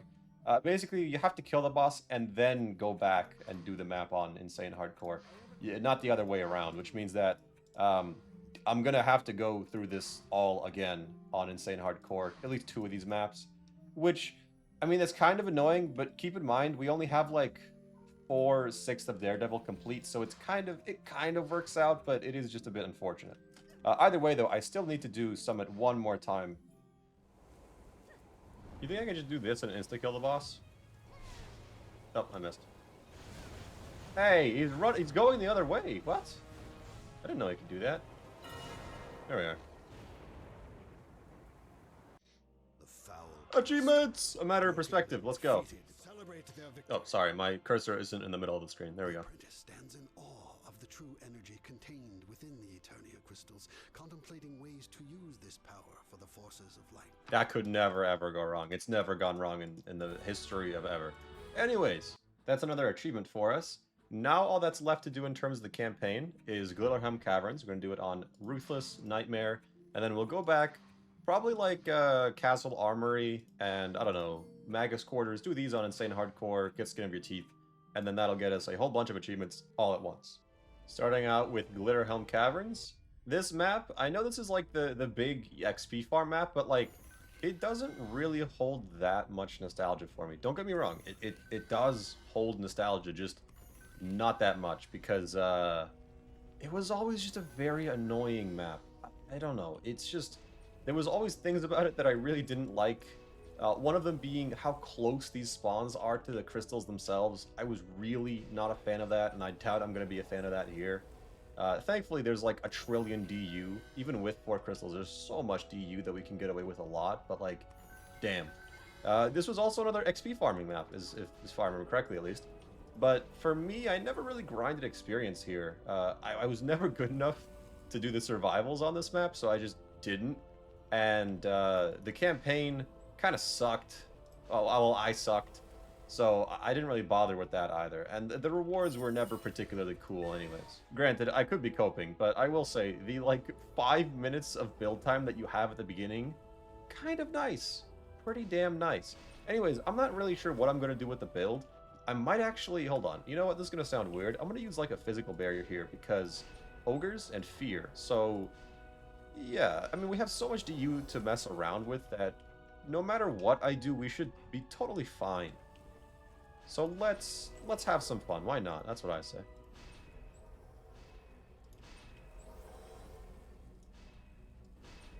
Of course, this is not going to be the most efficient build ever, but until we're doing survival or like pure strategy, we don't really need to be efficient or smart in like any way. We just need to, you know, it needs to work. That's the only thing that we need out of this map. It needs to work.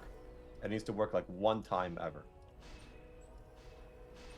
Plus, at the end of the day, frankly speaking, our auras can take care of pretty much everything on their own. And what little they can't take care of, like for example the ogres, we can have that stuff taken care of perfectly fine by our monk. Because we still do need Gunslinger on this map. Now, while I'm not entirely sure on all the details, I think a very simple Shroom Pit 2 Wistends should do for pretty much every crystal. And we should just about have enough mana for all that stuff. So over here, Shroom Pit 2 Wistends. Although this place might need 3 Wistends, but we'll see about that. Over here, I'm actually just going to do 2 Wistends and call it a day because I'm afraid of this area drawing aggro from down here. Also, we're running out of DU, as I'm beginning to realize. So over here, we're also going to place down... I don't have enough mana. We're going to place down however many Wistends we can, and then call it a day. Why did our Wistends get destroyed? Oh my god, it's a Sharkin over here? How did you even get past our towers? Oh, I understand. Ah, I see. Listen, I'm not gonna capitulate. Is that the word? I'm not gonna place down, you know, what does McCall it over here? A gas trap. So I'm just gonna go ahead and place down a Shroom Pit there and maybe like kind of babysit that area a little bit. I think that should be more than enough, to be honest. I didn't really consider the fact that the physical barriers are going to aggro the ever-living shite out of all of our the Sharkins, but now that I think about it, yeah, no, it's going to be an issue. I'm sure there's like some super simple build you can do for this map, but I don't really know what it is, and I'm not really interested in learning it. As long as we can get through once, we'll be fine. And then, as far as the survival goes, I'll just look up a build. I'm not ashamed to do that. This is a neat little spot. Okay, that'll be my AFK spot for that character. And now we can just go ahead, upgrade our buff beams, and assuming all goes well, we should be a-okay. Physical barrier went down. I'm kind of surprised by that. Oh, wow. Wow, wow, you have a lot of health! Jesus Christ! Huh. You know, I'm afraid to say it, but we may in fact need to do something smart over here. Alright, this might be a little overkill, sort of, but I'm going to place down a cloud tower, and then another cloud tower, and then a Shroom Pit over here. I don't really think that'll solve all of our problems, but assuming I upgrade that buff beam to maximum and I kind of babysit that area a little bit, we should be fine, I think. But push comes to shove, I'll just go ahead and pull up a build for this map. Yeah, okay. Might need to use some minions or something over here. Or actually, hold on, I have a better idea. A secondary monk who I just haven't been using for anything. Why don't I just place him down there, and then just have him with the eyeball pet, like, obliterating things? Kind of forgot that I have the ability to just do that. Bring this guy in, give him a full set of armor, and then I'm just going to place him on top of that crystal. And honestly, he should be fine. It might be a bit of an issue if he aggroes an ogre from, like, over here or something, but assuming he doesn't do that, we'll be fine. And even if he does, as long as I, like, you know, hero boost on him, he'll deal more than enough damage to compensate. What? Oh, god damn it. Alright, fine. I guess I'll babysit this area as well. Man, this map's gonna kind of suck to do for survival. if we're having this much of a difficulty in goddamn campaign. At least not every area is a lost cause. Some of these are relatively fine. Where did that go down? Oh, god damn it. Oh, don't do it. Oh, okay. Oh, don't do that. No, don't kill it. Don't kill, don't kill.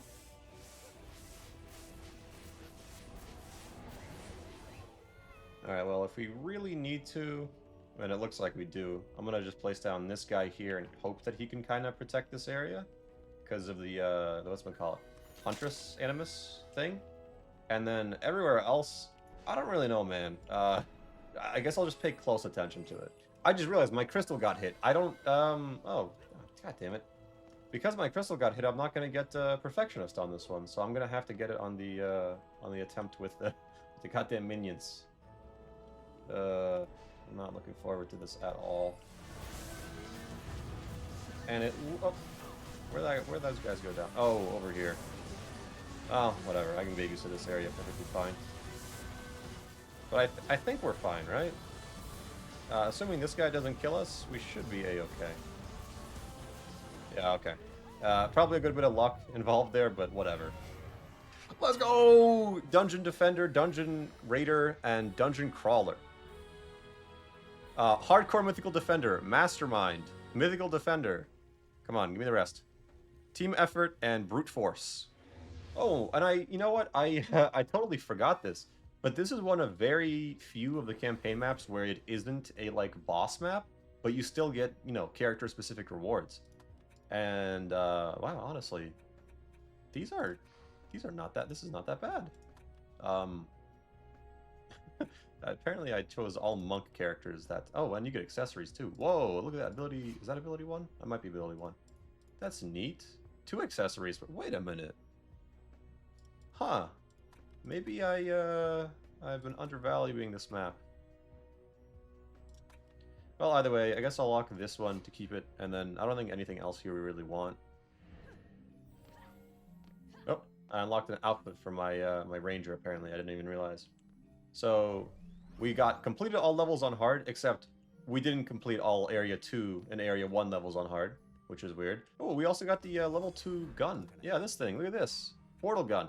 I actually really want to test out doing a build that kind of relies on those guys, but I'm not sure what map yet. I know there's got to be one that, like, really benefits from that thing. I just don't know where. And what am I stuck on? Where's my trophy?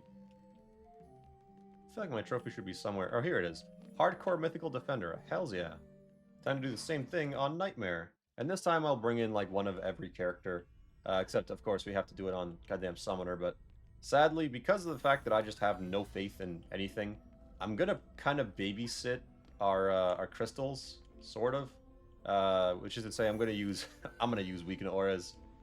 It's about time that I use these things, so a slow and a Weaken Aura at pretty much every entry point. And then I'm gonna combine those with a couple of minions, and hopefully that'll be enough. I don't think we have any wyverns on the first wave. Oh, we do have 2. That sucks. I was gonna say we can kind of be stingy on the mana because of that, but nope, we have wyverns. I'm going to also place down a slow and a weaken aura over there. That's probably going to go down, but that's fine. It's whatever. And then over here, do the same thing. Slow and a weaken aura. And then at the last spot down here, a slow and a weaken aura. Now, I could give each of these a buff beam if I wanted to, because we just have so much DU to mess around with. But I'm not going to bother.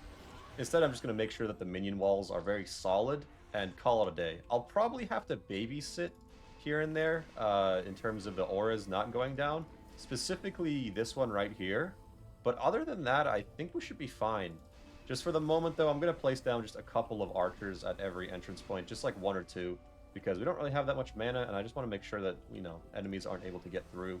One day there, and then the last 3 we'll place down as like kind of a wall up here. And we have plenty of minion units, so as long as we get past this first wave without getting damage on our crystal, we will be a-okay.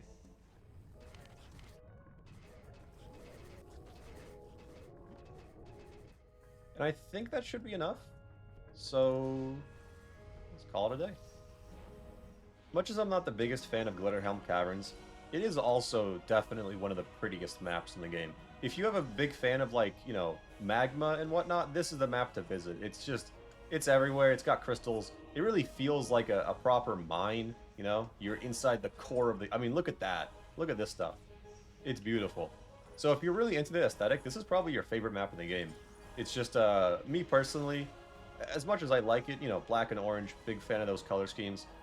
Other than that, this map is just kind of meh to me. I'm not super into the geology.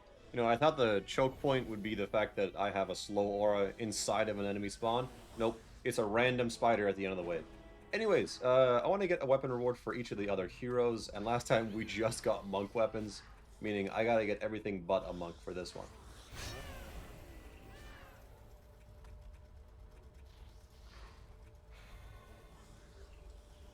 Yeah, that should be good enough. It's still these goddamn spiders that are the last enemies left alive. Anyways. Perfectionist. Also a whole bunch of, what's it called? A whole bunch of weapons. Final Creation, Earthshaper, Magma Furnace, which is the same thing that we got for the, Summit. Dump those in there, and call it a day. A bit late on it, but I forgot. This door is finally open up here. And this place, this was the hotness back in the day. I mean, you had this place open, you were always chilling in here. The boombox, you can change the music. There's various giraffes on or I guess treadmills on it. Things on treadmills over here. Cool stuff. I think this thing is messed up texture-wise. A lot of dev photos. Just very, very cool room. I have no idea who literally any of these people are. I'm just going to assume, you know, based off this poster that they're part of the original development team. And back in the day, this thing actually used to work, and the security cameras that you have in your tavern, like this one over here, and I actually don't know where the other ones are. Those used to work, but Plane, who is part of the development team, or was at some point, I don't know if they still are, they broke it, I guess. So that's, anyways, this chest right here, look at this. Yeah. And these aren't just any regular old weapons. Look at this. It is Mom's Bow, Dad's Spear. That's awful. Oh, Dad's Sword, and Dad's Staff. Are these random rolls every time? Because, like, these are pathetic. Oh my god. And I don't think there's anything really special about them other than the fact that they're unique.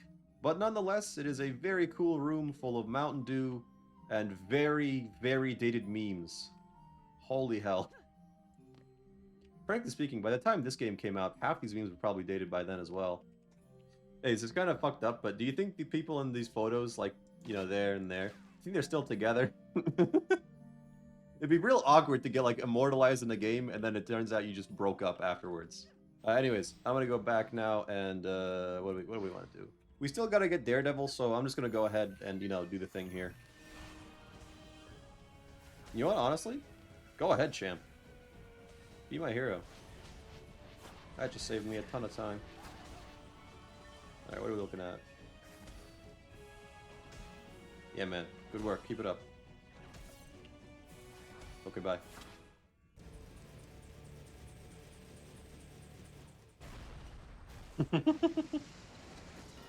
Loud as hell, by the way.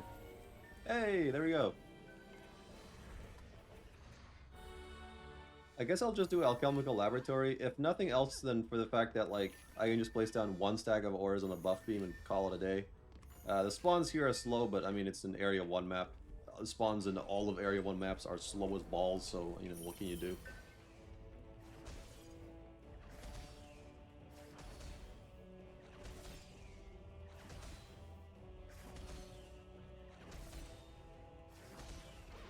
Oh!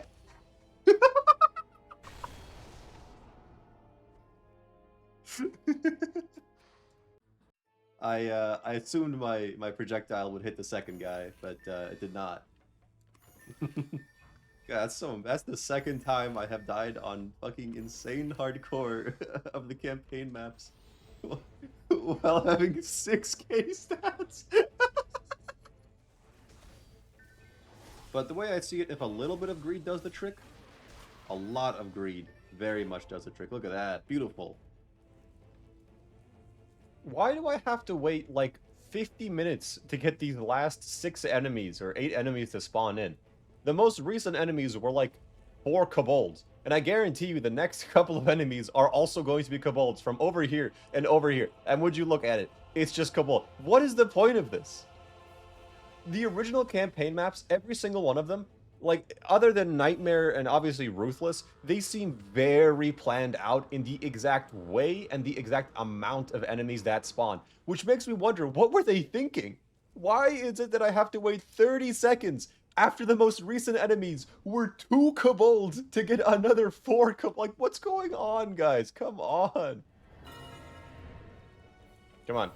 There we go. Daredevil from the Fire with Brimstone and the Belly of the Beast. The Beast. Woof. Now all that's left is the Eternia Shard maps, except for the final one, and fucking City in the Cliffs. Time for the odd one out, City in the Cliffs. And honestly, you don't need to do this map at all on Ruthless Hardcore, at least as far as I'm aware.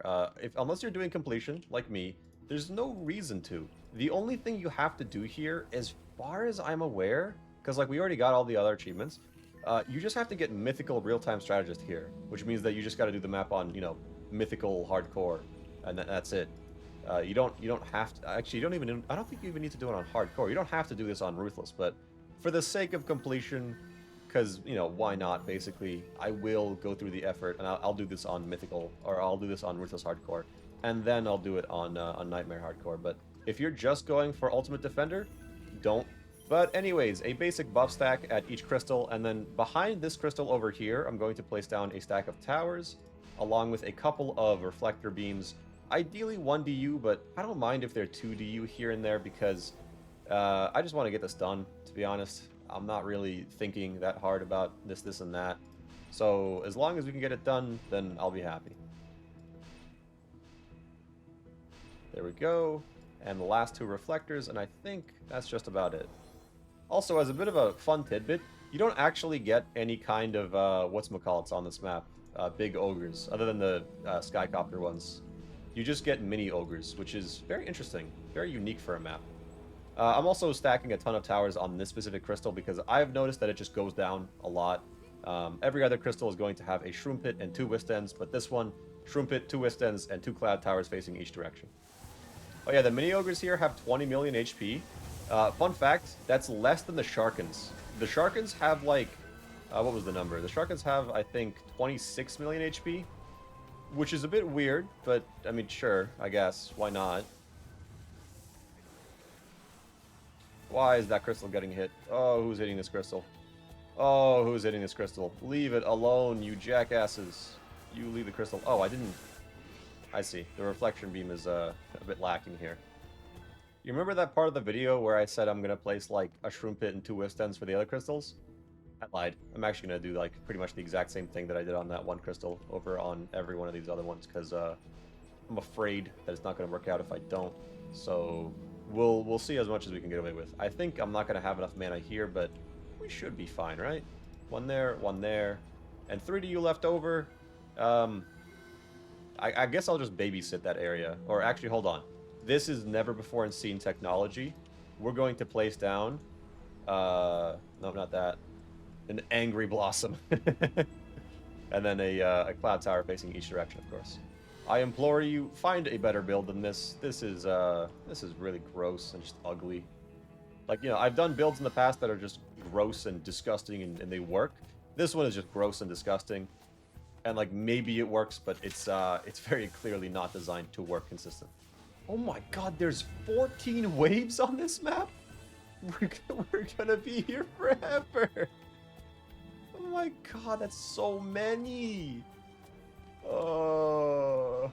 know, it's nearly 5 a.m. right now. Like, I was planning on, you know, doing this one map, going to bed, and then tomorrow doing all the challenges. I might not have enough time to do this map on Nightmare, which is like the only reason to do it. God damn. How's the health scaling though? It doesn't look like the enemies are health scaling that much, like, at all, which is greatly appreciated because if they did, this would kind of suck. Okay, I should probably like upgrade this stack of auras to maximum because I don't want to have to baby this area too much, and because of the fact that there's a fucking slow aura inside of an enemy spawn point, this stack of auras is always going to be in the danger zone, HP wise. The enemies are so heavily clumped up on this map that The little wizard is kind of an insanely good pet here. Also, wow, that's a lot more health on the mini ogres.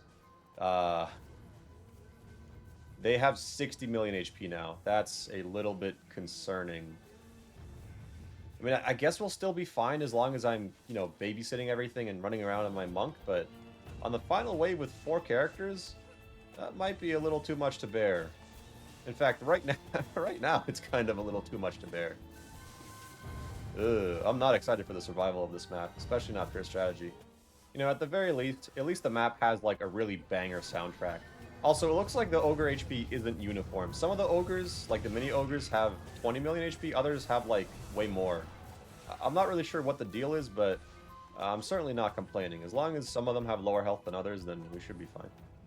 Final wave, and honestly, I'm not sure if this map does have like extra weapon rewards at the end, so I don't know. I guess I'll just place down like a hero at every place and kind of just pray for it to work out. Although on this guy specifically, on our barbarian, I want to swap it out for like a little wizard or something, just because I'm kind of thinking having him placed over at this crystal, or no, over at this crystal near where my monk is over here. Having him placed here might be nice. Admittedly, giving him some armor would probably have been like a smart move, but we don't make many of those moves here. Oh my god, look at that giant clump of ogres.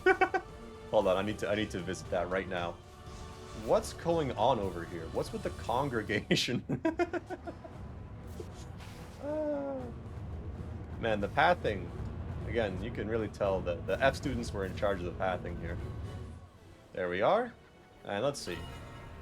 Oh, it looks like there are... Oh, and an outfit unlocked. Hell yeah. So I'm glad I brought in the extra characters. Let's see, anything cool in terms of the weapons? Frankly speaking, I didn't know this place had weapons, but... okay, an ultimate plus. Always appreciate those. A reskin of something that already exists. I guess that's fine. What's the monk weapon? Oh, I guess this is the monk weapon, okay. Melee weapon is the the one that we got a mythical version of. Ifrit's Lamp. Huh. And, that's really just one accessory. That's, like, very bad. Sure, I guess. But nonetheless, very cool. Always glad to see ultimate plus weapons.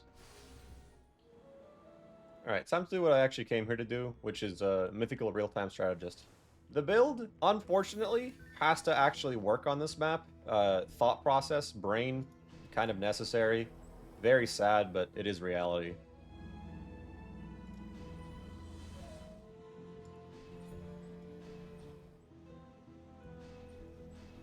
For now, that'll be enough auras. We'll add more later, but the rest of it is spawn camping build, because, I mean, of fucking course it is. It's going to be a couple of archers at every choke point. This one down here, I actually noticed, doesn't really struggle all that much, but we're going to double up. This one over here doesn't struggle that much either. This one up here, this one will struggle. This one will very much struggle, so definitely want the 3 archers there. This one over here also will struggle, want the 3 archers. And for now, I'm just going to add an extra archer to the 2 areas that I know are really going to struggle. And then one down here, because, I don't know, why not? Unfortunately, we're going to place even more auras, because the enemies here, especially the wyverns and the goblin copters, they just have a lot of health. A lot of health. Health. And I can't really deal with it very well. So this is, I mean, you know, screw it. Just place down a stack of auras at each crystal and call it a day. Well, at almost each crystal. Unfortunately, you can't actually place one at each crystal because of this one up here kind of being messy, and you gotta place it like real far back. But honestly, screw it. I'm just gonna be lazy. I know I shouldn't do that, but Now then, place a mage kind of over there, one down here, and then probably another archer there. An archer on this crystal, an archer on this crystal. I'm going to move this archer a bit back, and then I'm going to place a mage in the middle of these guys.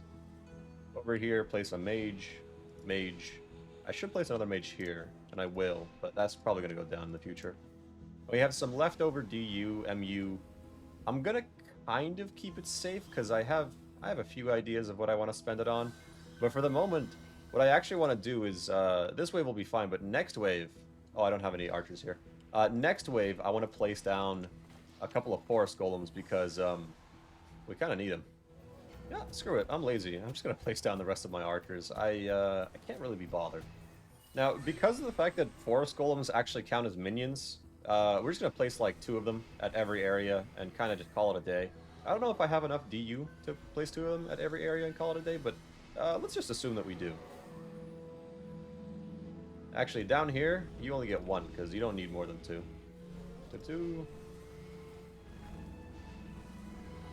1. 2. Looks like we have a little bit of DU left over, so I'm just gonna place another couple of like forest. Oh, I didn't place any down there. I was gonna say I was gonna place another few forest golems, but no. We'll place 1 down here, and we'll cap that on our DU. I think you can place web walls as well, but I'm lazy, so I'm not gonna do that. But I would recommend doing that if you're struggling. Now, as far as I'm aware, as long as we just repair buildings, we should be fine. Wait, we're on the final wave. What am I doing? Hell yeah. Monk time. Nice. I wonder if the reward quality is going to be the same. Wait. We don't get any unique reward. What the hell? I didn't get any unique rewards at all. I just got 2 pets and 2 pieces of armor. Get out of here. Alright, whatever. Mission real-time strategist. Fuck this place. Mistymire time, and fun fact, this place is actually map of the week for this week, so that's pretty cool. But as far as I'm concerned, I'm just very glad that this map is like 4 spawn points total. 1, 2, 3, 4, and then like 2 wyvern spots, and that's it. Because it means that I can be really lazy and just be fine. I also don't think the HP scaling here is particularly awful, so you know, all in all, should be pretty easy.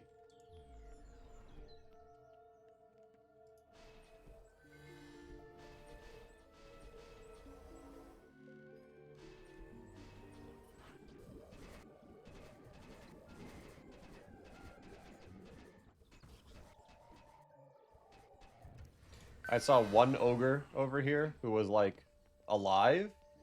We can't have that. We need to prepare for this immediately.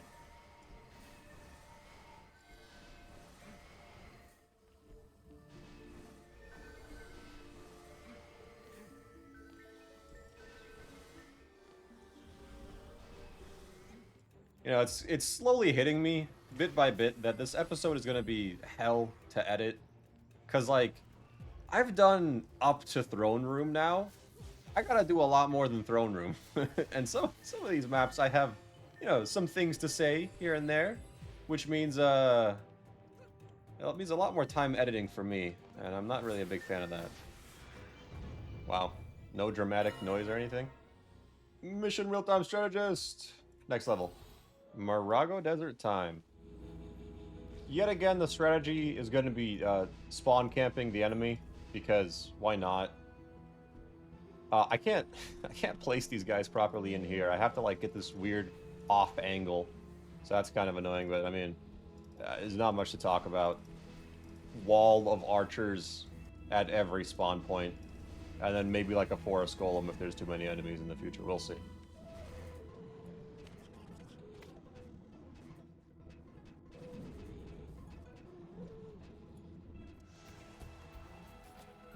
Okay, update.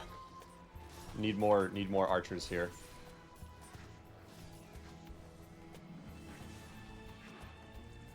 Honestly, I don't think this guy's doing anything, so, ooh, that's a lot. Oh, that's, Alright, we're gonna need forest golems. This is depressing. And because I'm lazy, or I know I'm gonna be lazy, here's a spot of, like, every single one of my forest golems.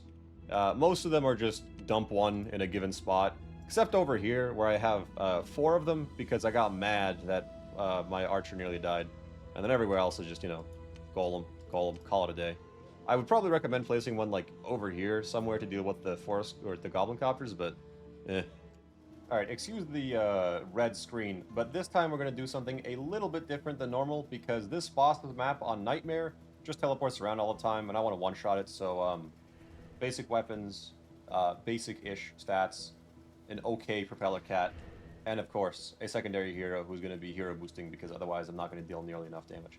Although, the little wizard pet that I've equipped might cause some issues, so I'm actually going to go swap that out with literally anything that doesn't deal damage. Sure, this will be fine. What? What just hit my crystal over there? Was that a wyvern or something? I have 4 golems. Why do we need more golems? Okay, whatever. I guess place like 10 golems over here. I don't know. Alright. Time for the easy part. Hopefully, assuming everything goes well. Start the hero boost, go on this guy, do this, and then a massive Paktua. Yeah, I get owned, loser. That was a lot of damage, by the way. Hell yeah. Anyways, there it is. Mission Real-Time Strategist. 1 map left, and then we're done with this bullshit. It's literally 6 a.m. I'm tired, man. Alright, time for Aquanos. And I gotta do this wave 1 build a little bit faster because I need to go take my drug. Otherwise, I will, like, die or something. I think on any map where I can, I will be using spawn camping methods, because pretty much just why not? Like, there's very little reason not to do this.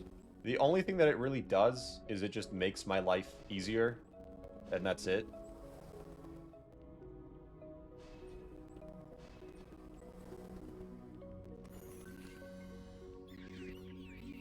Big fan of the snails. They're very cute.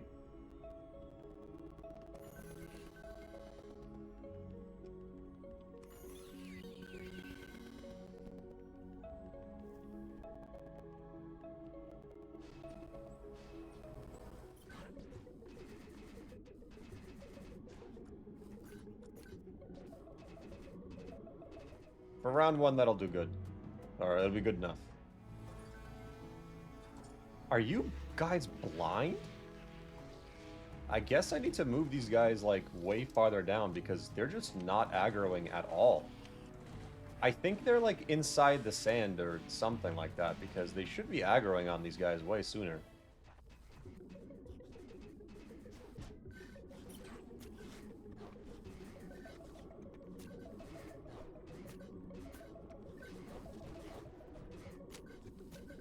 Alright, well, I think if I just place a couple of...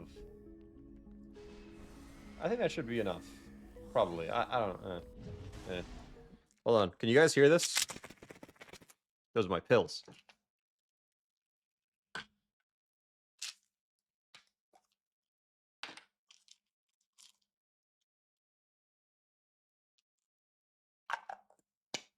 Oh, that was nasty. Oh, I got those pills that, like, they taste kind of gross, so you gotta swallow them fast. And one of them got, like, stuck on the roof of my mouth, and it was disgusting.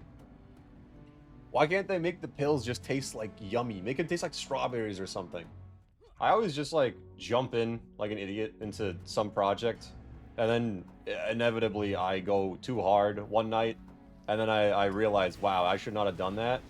But, like, you know, it's already finished. I'm already done with mythical pure time strategist and all the other stuff. But, like, damn, I'm tired. Oh, boss time.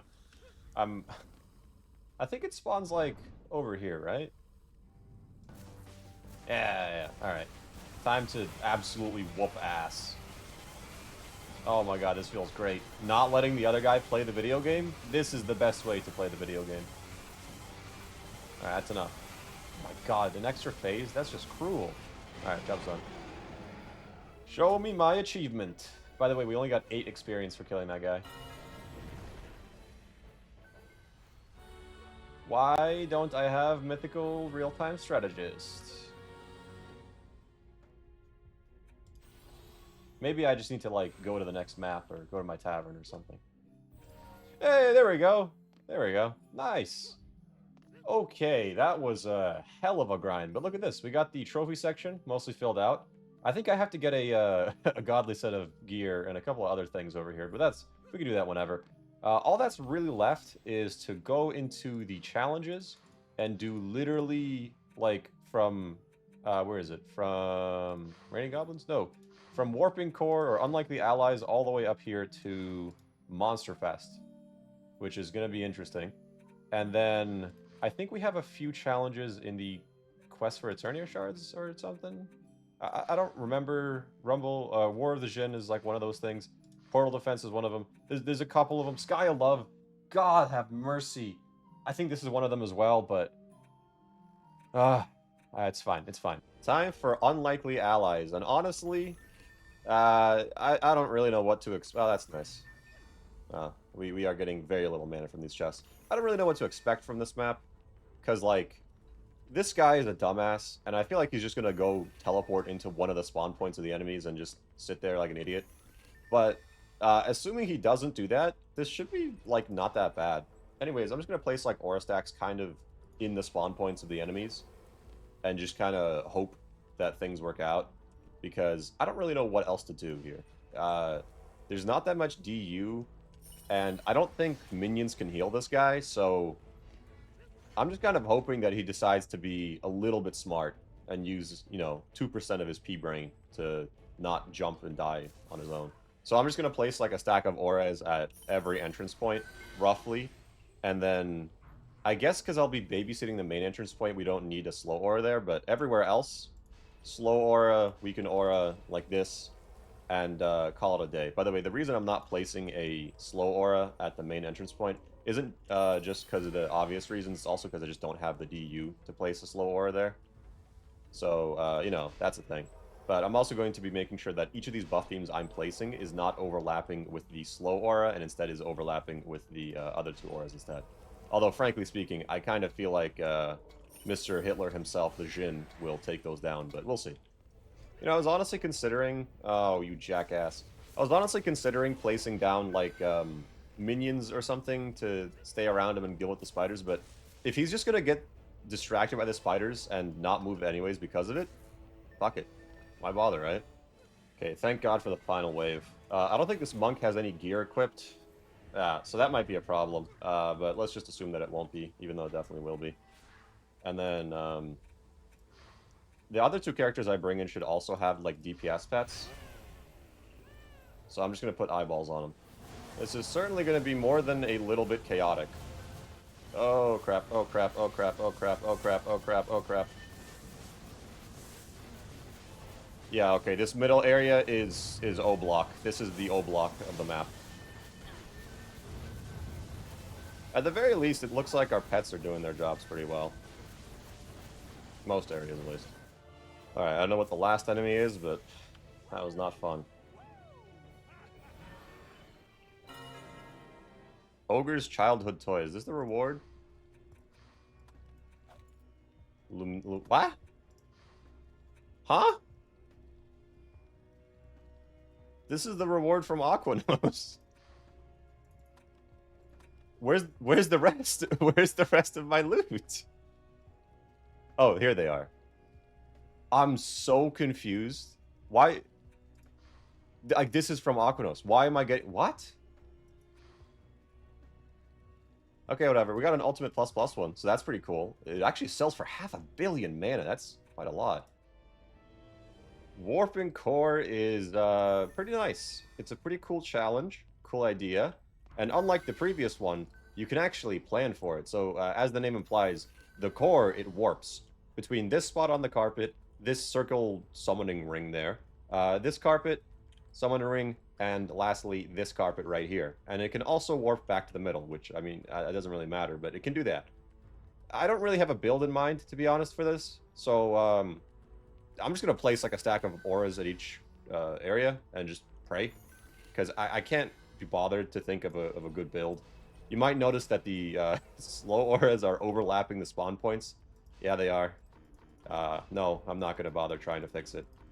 We're just gonna have to deal with it, because I'm just here for the quest for completion. I just gotta get this done once, and that's it. So if it is a little bit ugly, then you know what? Welcome to the club. To be fair, it's not like half of the builds that I've ever made haven't been the most, like, disgusting abominations known to man. I will, however, need to use a whole bunch of reflection beams. I know that for a fact, because The archers, they can just slap the crystal immediately in a lot of these spawn points. So like over here, down here. I might not have enough time to place all these now that I'm thinking about it. But basically at every area where the archers can just dump a shot onto the crystal, I'm just going to place a reflection beam. And then later on, we'll place some buff beams, and we might not have enough DU for more than just buff beams, but we'll see. For the moment, I'm just going to, you know, DPS down the enemies as much as I can, and I'm assuming we'll be fine. I have a feeling we're going to have like 10 seconds of build time here. I don't know why, I just kind of feel like that's going to be the case. Oh my god, it isn't. Thank the Lord. Now then, let me get started early on the buff beam spots. I'm just going to place 40 buff beams between each crystal, more or less, or each teleport spot, as much as I can, conserving DU. I think that should be good enough. And then this last one, it's just going to have to deal with having a weird buff beam spot. And then down here, just a single reflector, and I think, there we go, that ought to cut it. And yeah, we are fairly lacking in terms of kind of everything right now. But honestly, I don't really mind. I might just place down like a single wisp den and just call it a day there. Because, I'll place it down over here. Now then, time for the final wave. And here, I think the eyeball pet will make things quite trivial.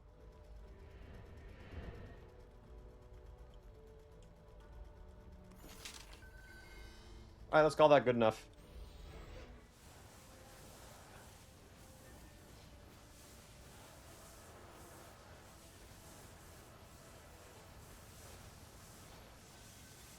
Oh, crap.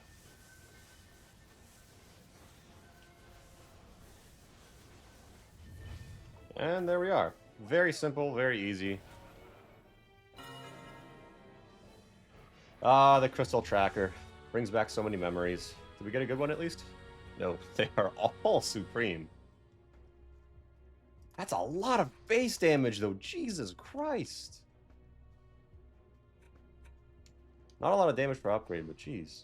Time for Raining Goblins, and this one, I like this map. It brings back a lot of very good memories for me. I'm very excited to be on it yet again. The build is going to be very simple. It's just going to be like an aura stack, and then a buff beam, and like, maybe like a couple of wisp dens or something, but nothing major. I actually have a plan to bring in an extra hero and just dump him in the middle here with like the Etherian Ancient Pet and just kind of call it a day. 1, 2, 3. And then let's dump a buff beam right over here. And as many wisp dens as we can. Oh, I forgot to stack. I always forget to do the tower stacking script. Anyways, 1, 2, 3, and 4 wisp dens. Go on this guy. And as a secondary character, I'm going to get this gal in. Give her the Etherian Ancient Pet. And I think as long as she's like right next to the crystal, nothing should be able to hit it, in theory. I gotta say though, this brings back a ton of memories. Like, I remember trying to do this map on Nightmare Hardcore to get a weapon so I could do Boss Rush on Insane Hardcore. It was a common stepping stone, and I think Chico actually recommends it in his guide, for good reason too. I mean, it's fairly easy, all things considered, at least on Nightmare, and it gives you really, really good weapons. Hey, there's our first orcs, and wow, they have a lot of health. That's interesting. Huh. That might be an issue. Oh, never mind. I forgot our pet is just going to knock them the hell away. As weird as it sounds to say this, I feel like you could very, very easily completely AFK this map with just, like, a bunch of Etherian Ancient Pets, because, like, what are they going to do? Get close to your crystal? For the final wave, we're going to bring in our Warden, because that's a big DPS increase to our towers. And we're also going to bring in a Summoner. I don't know which one I should bring in. Not you. Not you. I'll bring in this one. Swap it out for an Apprentice, dump them on the stack of towers, and call it a day. Previously, they had like 200 million HP. Oh, they still have around the same amount of health. Wow, we lost our Warden immediately. That's rather unlucky. Well, rip 33% of our DPS. Tower-wise, at least. And there we are. Not too bad. 2 achievements, very nice.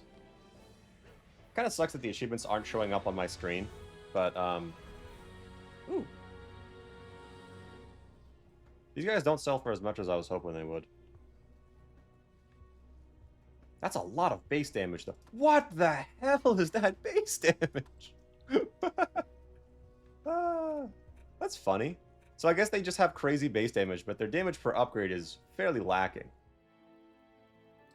Wizardry is not really my favorite mission, but it is Interesting. It very much requires you to be creative, which I definitely am a big fan of that.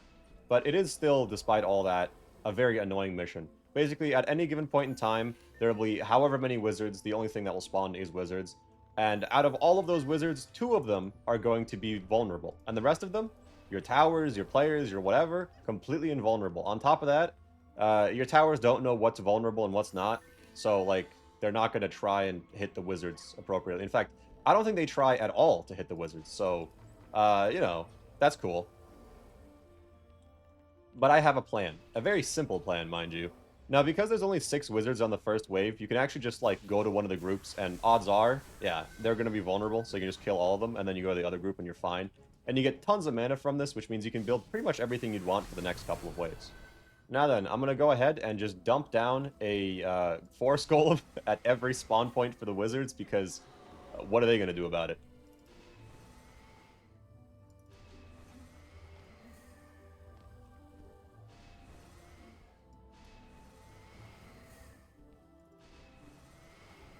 And I think that's good enough. Let's call it a day. Now then, time for the real plan, which is... I just have 4 characters that all have little wizard pets. And the idea is that they're just going to sit at every spawn point for the ogres, or for the wizards themselves, and just stop them from playing the video game.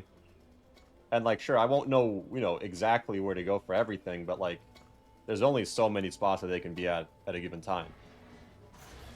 So the idea is that eventually, given enough time, you'll just take all the wizards down naturally. And sure, they'll damage your forest golems a little bit, but, like, they probably won't get them down that much, so you should be fine, right? You can also, of course, just upgrade your forest golems so that they take both less damage and also heal more HP.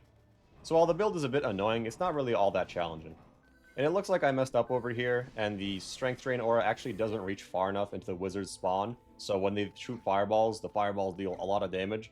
But, like, we have a full 5 DU left over, and I'm sure if you use buff beams properly, you would have even more. So you could just place down a reflection beam, and, like, suddenly, that's no longer a problem, is it? You know what, for the sake of it, let's just place down a reflection beam at pretty much every spot. Why not, really?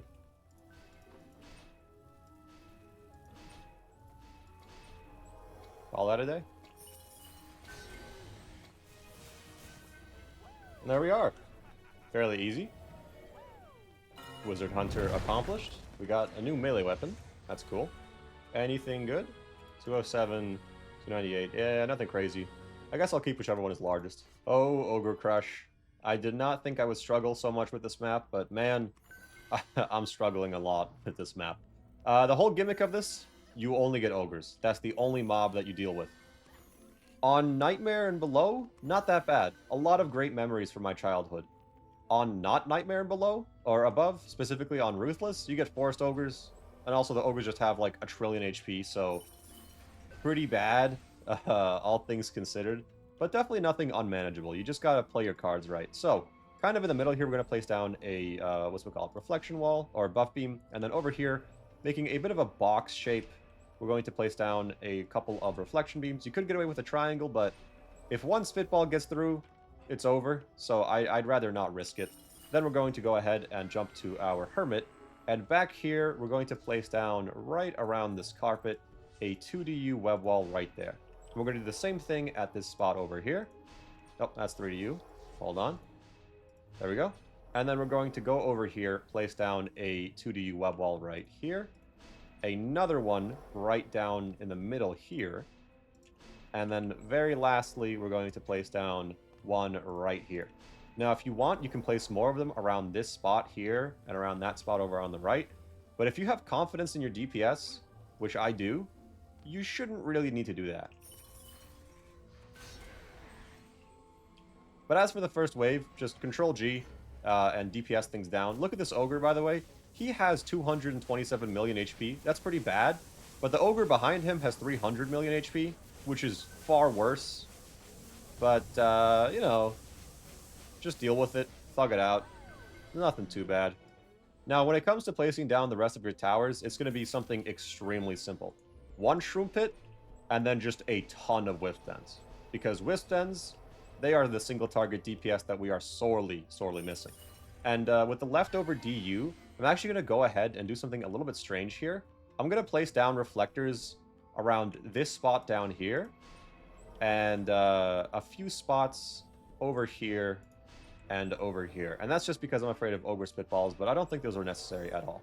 Now go ahead, go onto your Monk, and try and make sure that you have around 500-ish mana for these waves. Otherwise, if your tower boost goes down, you go down. So just keep that in mind.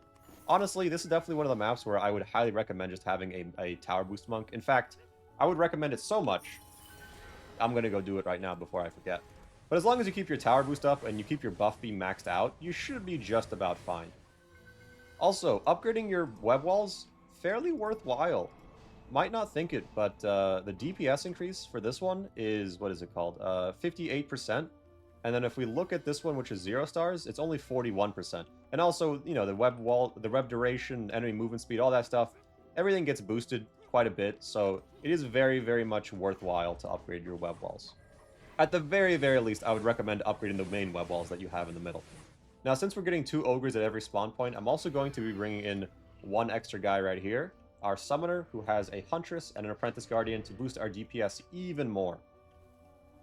And of course, we are still upgrading our web walls because they are very nice and very helpful. Now that we're on the final wave, I'm going to be bringing in our tower boost monk that we had before, along with our warden to increase the DPS even more. And I'm also going to be doing something a little bit unique, which I don't normally do, which is I'm going to be giving our warden a whole bunch of extra mana so that she can use her wrath ability.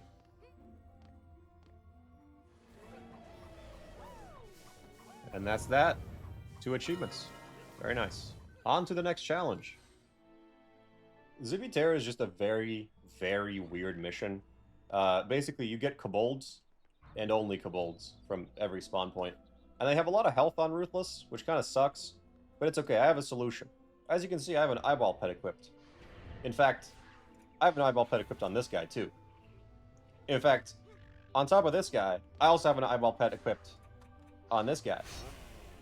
And I also have, what is it called? Obviously on the main hero, an eyeball pet equipped. And then as our last ditch effort guy is gonna be Job with a cat.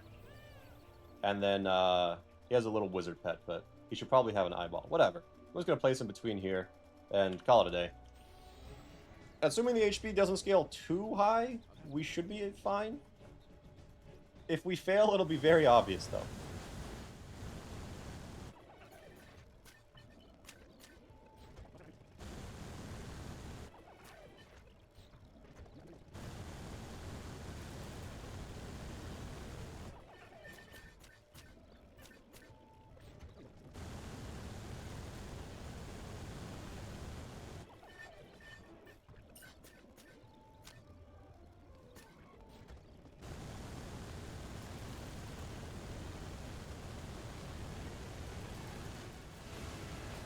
Oof, that was close.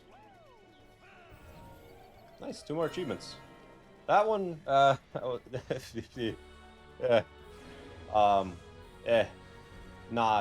very good at all. But we got an ultimate one. That's pretty cool.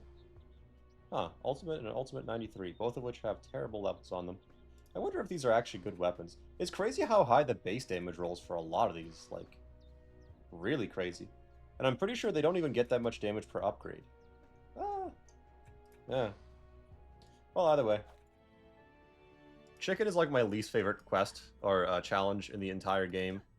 When I was a kid, I couldn't really do it because of the fact that I didn't have friends and I didn't really have extra controllers. So, you know, split screen isn't a thing, can't play with other people, means you're always the chicken, means misery, pain, and suffering, means absolute suckage. And then, you know, now it's the same thing, except I have splits, which is awesome. But they added Harbingers. So, like, you know, it kind of cancels out. But basically, we're going to place down a full aura stack in the middle. Then we're going to go on to our EV and place down a, what's it called? A buff beam right here. 2 reflectors, 1 right there, 1 right there. And then for the moment, we're just going to place down a ton of physical barriers. Because we need to get past wave 1. This one, not a fan of it. The Harbingers, they just kind of ignore your towers like 90% of the time, and they just blitz through everything, so this is the only way that I know of to deal with them somewhat reasonably.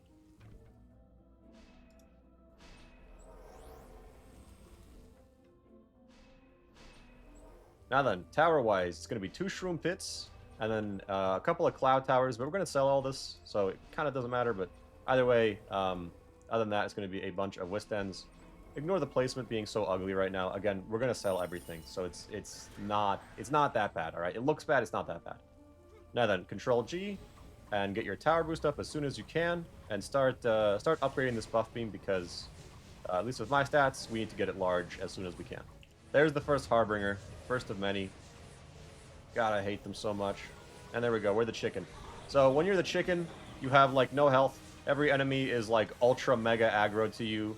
And on top of that, you can't jump. Because fucking why not, I guess.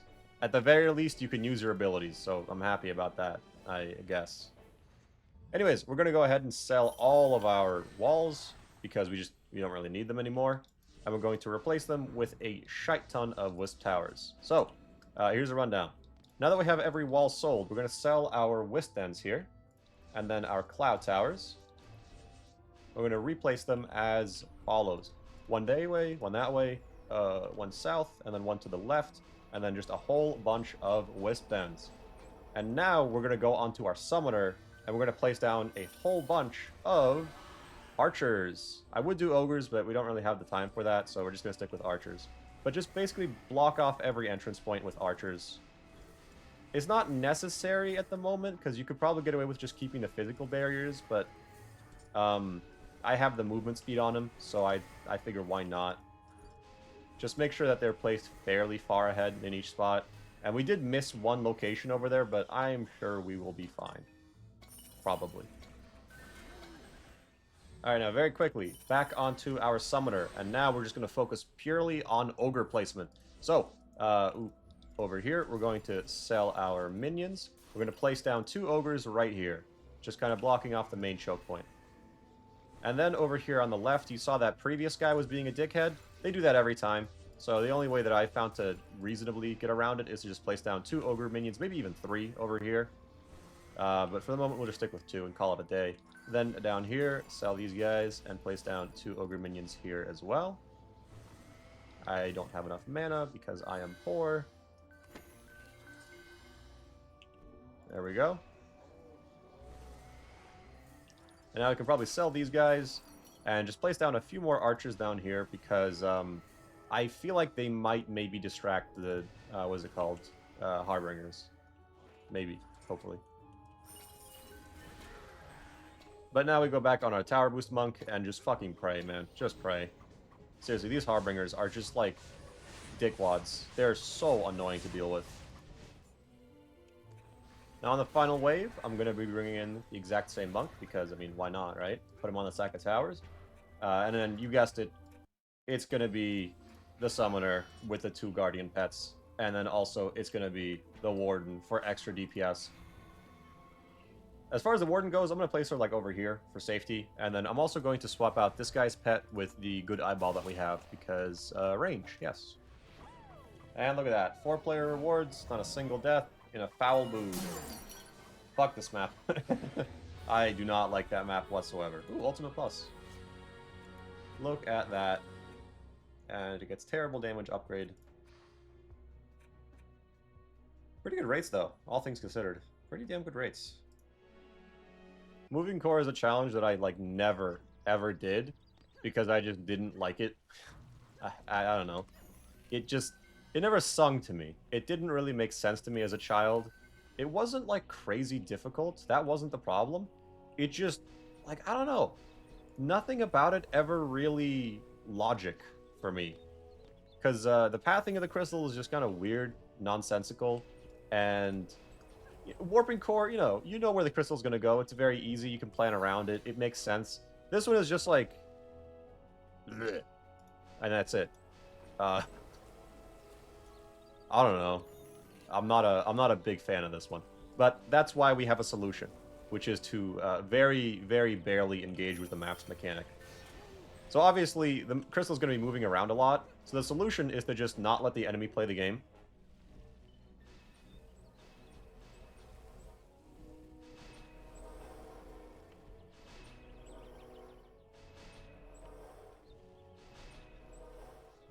One, two, three. 1, 2, and 3.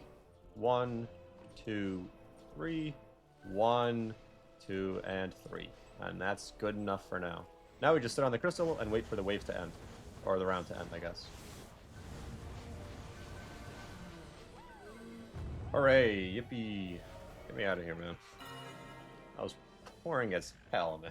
That was very, very boring. Melee weapon, though. That's neat. Death from Above is just cool. That's all there is to say about it. It's just a cool map.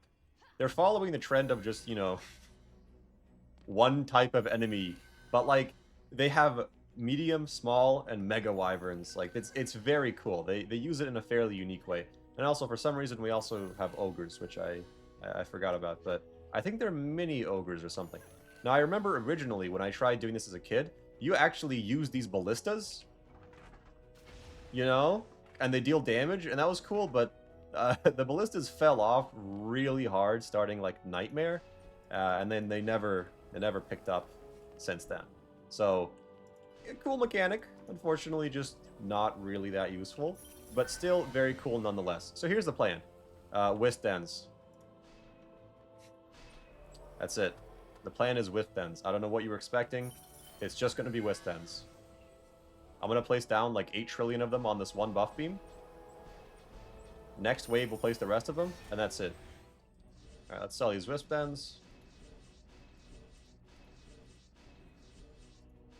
And then replace them yet again. Cool. We have 40U left over. I could use that on like a reflection wall, and I will, because I fear the ogres.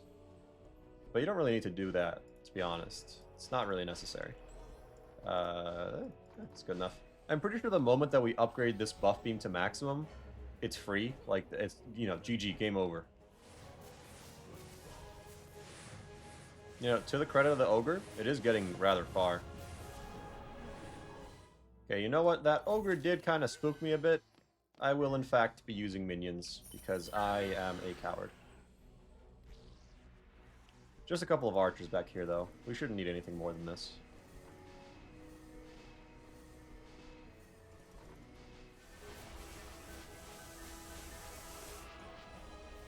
Is this going to be a problem every wave? I guess a shroom pit wouldn't hurt.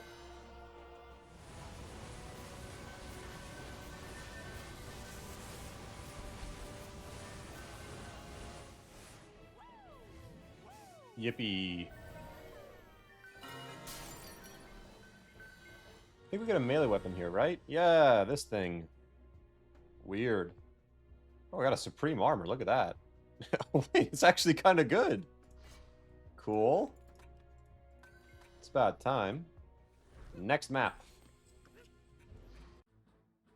What is the challenge for the next map? Oh, it's Assault! My game crashed. Man, this place brings back so many memories. I love Assault. But also, as you are about to witness, it's been a while. So, it doesn't really matter anymore. Assault is kind of like joke mission. I'm just going to bring in whatever characters. So, this staff, very big.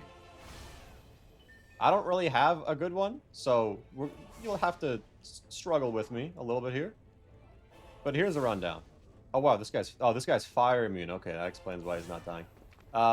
There's a crystal up there, and over there, and also over there. But if we can just kind of finagle our way through here. And the health on these crystals isn't particularly high either.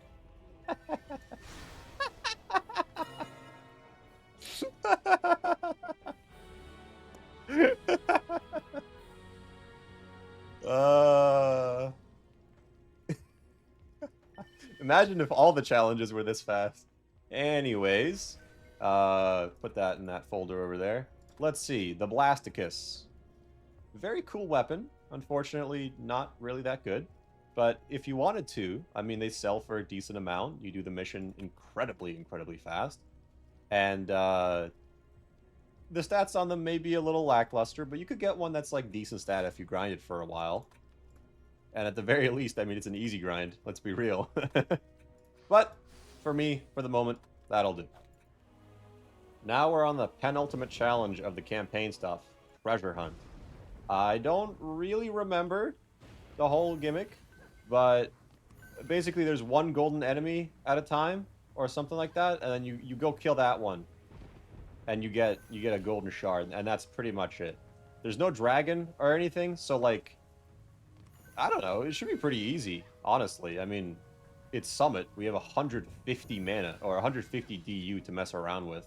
I'm just going to do the exact same build that I did on campaign, and then call it a day. 8 golden monsters, huh? You know, this would be kind of a cool map to have, like, you know, imagine for a second, you have a summoner, and they're just like, yeah, I found the golden monster, quadrant 8, and then they point out the golden monster. Like, that would be cool. It was my assumption that they would just always be... Oh, here we are. There's one. It would just always be one on the map at all times, but maybe I'm wrong on that. I know for a fact that back in the day, when I was doing this mission, I would always, and I do mean like every single time, the big manas, I only found them back here. I know for a fact they spawn in other areas. I just never really had luck with finding them in the other areas. Probably because I was, you know, very bad at the video game. Still am in many ways. But definitely one of the cooler challenges. Very engaging. Although, if you want things to be changed by Ruthless, you're probably... you're out of luck. There's not really much changing between this on Nightmare and Ruthless. It is still cool. Honestly, with how fast these guys spawn, you might be able to just, like, patrol this southern area here and just go back and forth constantly. I mean, there's a ton of enemies that spawn over here. You know, I gotta say, this is becoming fun in a way that it doesn't really have any right to be.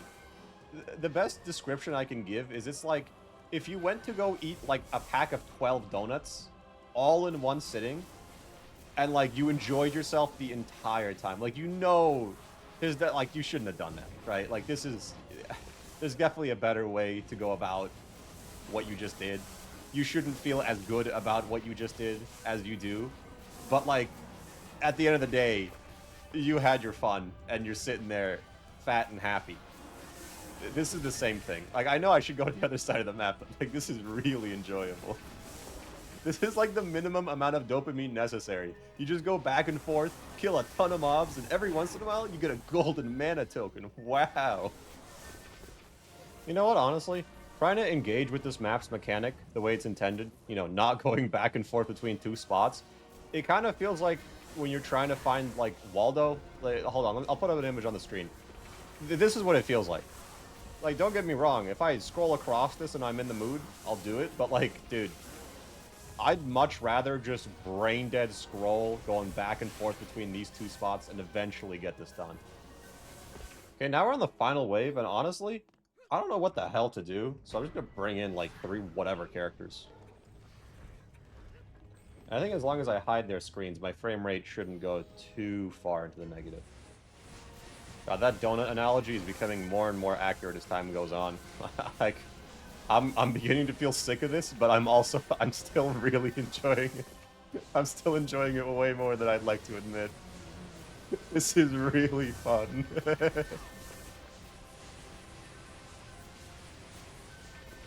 It's a breath of fresh air. You know what? No, it's a breath of fresh air. That's what it is. Because, like, all these other challenges, they've required me to, like, change up my builds, do something unique for the most part. And the few times that I had to, like, engage with the mechanic, like on Moving Core, I chose not to engage with it because I didn't like the mechanic. I like this mechanic because of this specific fuck-ass hallway. I really like the mechanic. There's, like, no stress involved either. It really is just, like, brain-off fun. Oh, there it is. Ah, oh, that's a shame. But that's 2 more achievements, and that means that we only have 1 more challenge left of the original ones. I have no idea what you get as a weapon reward here. Is it a staff? Not a staff. What? What? Do you get nothing? Oh, is it this? Why did I only get 1? What? Oh, no, I got multiple. I'm just blind. I feel sick, but that was fun. I would definitely do that again. Now we're on the polar opposite of the previous one. Last time we just ran around, dicked around, and things worked out. It was great. This time, it's more or less the same thing, minus the mechanic of having to, you know, kill the enemies and get the crystal. You just have to kill the enemies here. Except, there's a timer. Of fucking course there's a timer. I would not mind this. I would actually enjoy it quite a lot if there wasn't a timer. But there is a timer. So, like, man. Like, I want to enjoy this. I want to like this. But the fact that there's a timer really just irks me, man. I'm sure it won't be a problem on Ruthless. But I remember, like, as a kid, doing this on like, Insane and even a little bit of Nightmare. Just never worked. Like, I always ran out of time. I don't know, I probably didn't have 100 speed or whatever, but it sucked. It was awful. Wait, you can build defenses? Oh, but you get 15 seconds to build defenses. Okay, never mind. You know, I've said this before of some of the other missions, like no towers allowed, but I have a feeling a lot of these challenge missions from the OG campaign, you could just AFK. Like, for this one, as long as the enemies don't get stuck, and you have, you know, good enough damage, and considering there's no forest ogres here, I mean, like, come on. You could probably just sit in the middle and completely AFK this map. Like, it's not that bad. The enemies don't really deal that much damage. And, like, you could always just dump down 50 shroom pits in the middle. Call it a day. Yeah, okay, I've been convinced. Yeah, no, this is actually, like, not that bad of a map. I was judging it harshly for its past transgressions, but it has grown and changed as a person. As have I. I think Monster Fest is actually, like, kind of a good mission. Ow, ow, ow. Okay, I can't AFK. Lesson learned. I can't AFK with one character. Jesus Christ. Compos do a lot of damage. Okay, let me place down a healing aura. What am I so, something tells me... 134 health a second, guys. It's 15 seconds, which is not a lot, but to be fair, I don't have to build a lot of buildings here.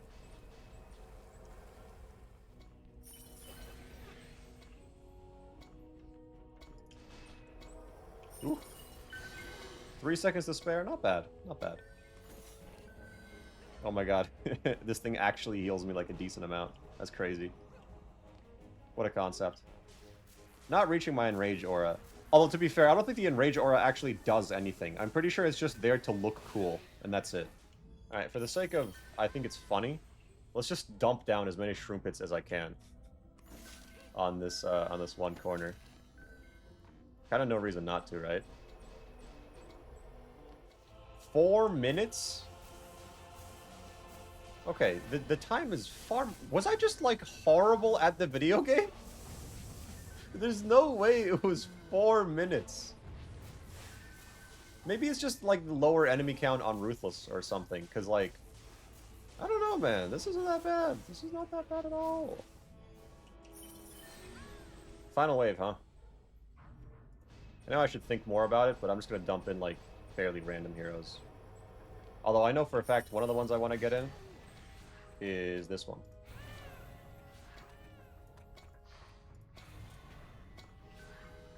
Alright, there we go. 1,000 enemies. 10 minutes for 1,000 enemies. Maybe I was just very bad at the game. That's what I'm learning right now. Alright, you know what? I owe this map a sincere apology. I had mischaracterized it. It is, in fact, very easy. It kind of sucks that we get a monk weapon as our reward. And, I mean, it's a monk weapon. So that's cool, but I kind of doubt... Yeah, the range damage for upgrade is kind of mid. Melee damage is kind of mid. But very much cool nonetheless. Now then, on to all the other challenges we need to do, because God have mercy. Oh wait, hold on, just in case I get achievements when I load into the tavern. I didn't. Oh, no, I did. Hey, companion cube. Oh yeah, fun fact. Okay, so the people who trade, you guys know this? These bad boys, cube value CV. You get one of these per account. They used to be a common currency, and then a bunch of them got duped, but they're still kind of accepted as a common currency, I think. Or something. I don't really know. But either way, very cool. Now that we have that, we can go ahead and do everything else. Well, we have a lot more trophies now. This is very cool. Fuck this map. Fuck this map. I do not like this map at all. Premise is you pick up presents from there, you move slow as dirt, you go to like one of these Christmas trees. Could be this one, could be this one, could be that one. Fucking who knows which one, because God forbid there's consistency. And then on top of that, you can't build any auras near the trees. You have very little DU for the defending, and it just sucks. I hate it. I hate this map. And there's a timer once you start picking this up, and like, I hate this map. I hate this map. But here's the rundown. All right, here's how we're going to do this. We're going to place down an aura there, and then we're going to go on to our Warden, and we're going to pick up every mana chest on the map.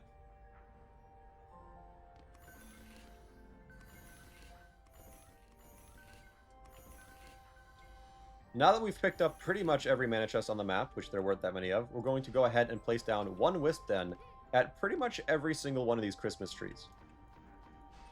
One right here. One all the way back here, and I think there's one more, but we don't have enough DU for it. We'll get more DU later on. Now I'm going to go ahead and swap to my Jester, and we're going to pick up a present. Of course, there's a long pickup animation for the presents, because why not? And then you move slow as dirt, and now we have to move the presents to the Christmas trees. Have you noticed anything unique yet? We're on easy hardcore. So, fun fact, it doesn't actually matter what difficulty you do this map on. You just need to get it done once, and that's it. That's literally the only requirement. If you get the map done on whatever difficulty, congrats. You have gotten some percentage of the way towards Ultimate Defender. That's one of the things you need to do. Doesn't matter if you do it on Ruthless or on Easy, so I'm doing it on Easy. Later on, I'll go back and I'll do this on Ruthless once I have the patience. So like maybe sometime 4 years from now, but for the moment, no. Fuck this map. Anyways, though, once you've delivered one present, you have to deliver presents to, like, 2 extra Christmas trees, or 1 extra Christmas tree per wave, or something like that. So, you'll have to place down extra towers, or you'll have extra DU to place down towers, but it also just means that the waves will take longer. And again, there is a timer during these waves. By the way, don't be fooled by the fact that both times right now, I have started out having to drop presents off at this Christmas tree. What Christmas tree you have to drop the presents off at? Completely random. Complete RNG. So, like, if I got unlucky enough, I could have to deliver 2 presents on the farthest away Christmas tree. Where is the farthest away Christmas tree? I don't know. I don't really want to know. I don't care. All I'm saying is a little bit of consistency would do very well for this map. I would not mind it at all. And I don't think anybody else would either. I don't know. Maybe I'm just complaining to complain, but I'm just not a fan of this map. That's all I'm saying. You know, I actually am curious, though, because I feel like I don't have my hotkey set up for it, but I feel like you could, in theory, do a Wi-Fi pickup of these presents. And if you can do that, then, I mean, the map would still suck balls, right? But it would suck slightly less balls. I think there's like a boss fight on this as well. I don't remember. Man, fuck this place. Anyways, behold, on the map, you see every one of the Christmas trees. One in the top right, one over there, one over there, one in the middle, one towards the bottom.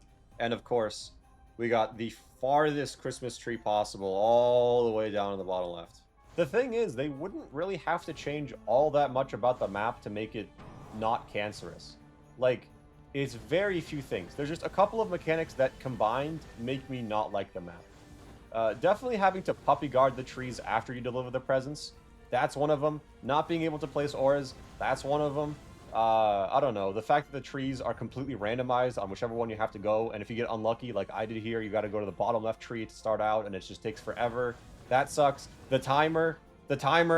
That one is really bad. I hate timers. I'm not a fan of those. Don't like it. I feel like if they just removed maybe 1 or 2 of any of those features, suddenly the map is a lot more bearable. Not good, mind you. I would still hate the map, but it would just kind of not suck as a solo. I'm sure if you're playing with a squad, this map is like, you know, fairly fun, fairly reasonable. But, again, considering the fact that I only played this game solo for however many years, this was the bane of my existence. Don't get me wrong, Chicken, the Foul Mood achievement map, that one was pretty bad, but this is just that, like, 10 times worse. Oh my god, I got so mad during that I opened up the cuts in my mouth and I'm bleeding again. I guess they're not cuts, it's surgical incisions. I got my wisdom teeth removed. That's what I meant earlier when I said I have less teeth than before. Hey, you know, I just thought of something. I bet the portal weapon here would be like kind of insanely powerful. Too bad my inventory is full and I forgot to put it in there either way. By the way, you might be thinking like, oh, well, if you have extra players, it'll be easier because you can all grab presents. Wrong. If you have extra players, at least from what I've tested, all that changes is you have to deliver like +1 present per tree. You probably get more time to deliver them as well. And on top of that, you could only have 1 present on a character at a given time. So if there's 2 people on that sack trying to pick up a present, too bad. One of them gets the present, the other one gets nothing. You know, having been on the map for like 15, maybe 20 minutes at this point, a lot of people in the community say that Trendy's maps were better or more thought designed, you know, more effort was put into them, this and that, than a lot of the like lost maps. Basically kind of nostalgia, sort of. And I gotta say, I don't know if I would always agree, but in this instance, no. Whoever designed this map, I hope they learned a good lesson, because Jesus Christ, man, like what are we doing? What? No cutscene. No. We don't see a cutscene. Where is the boss? 60?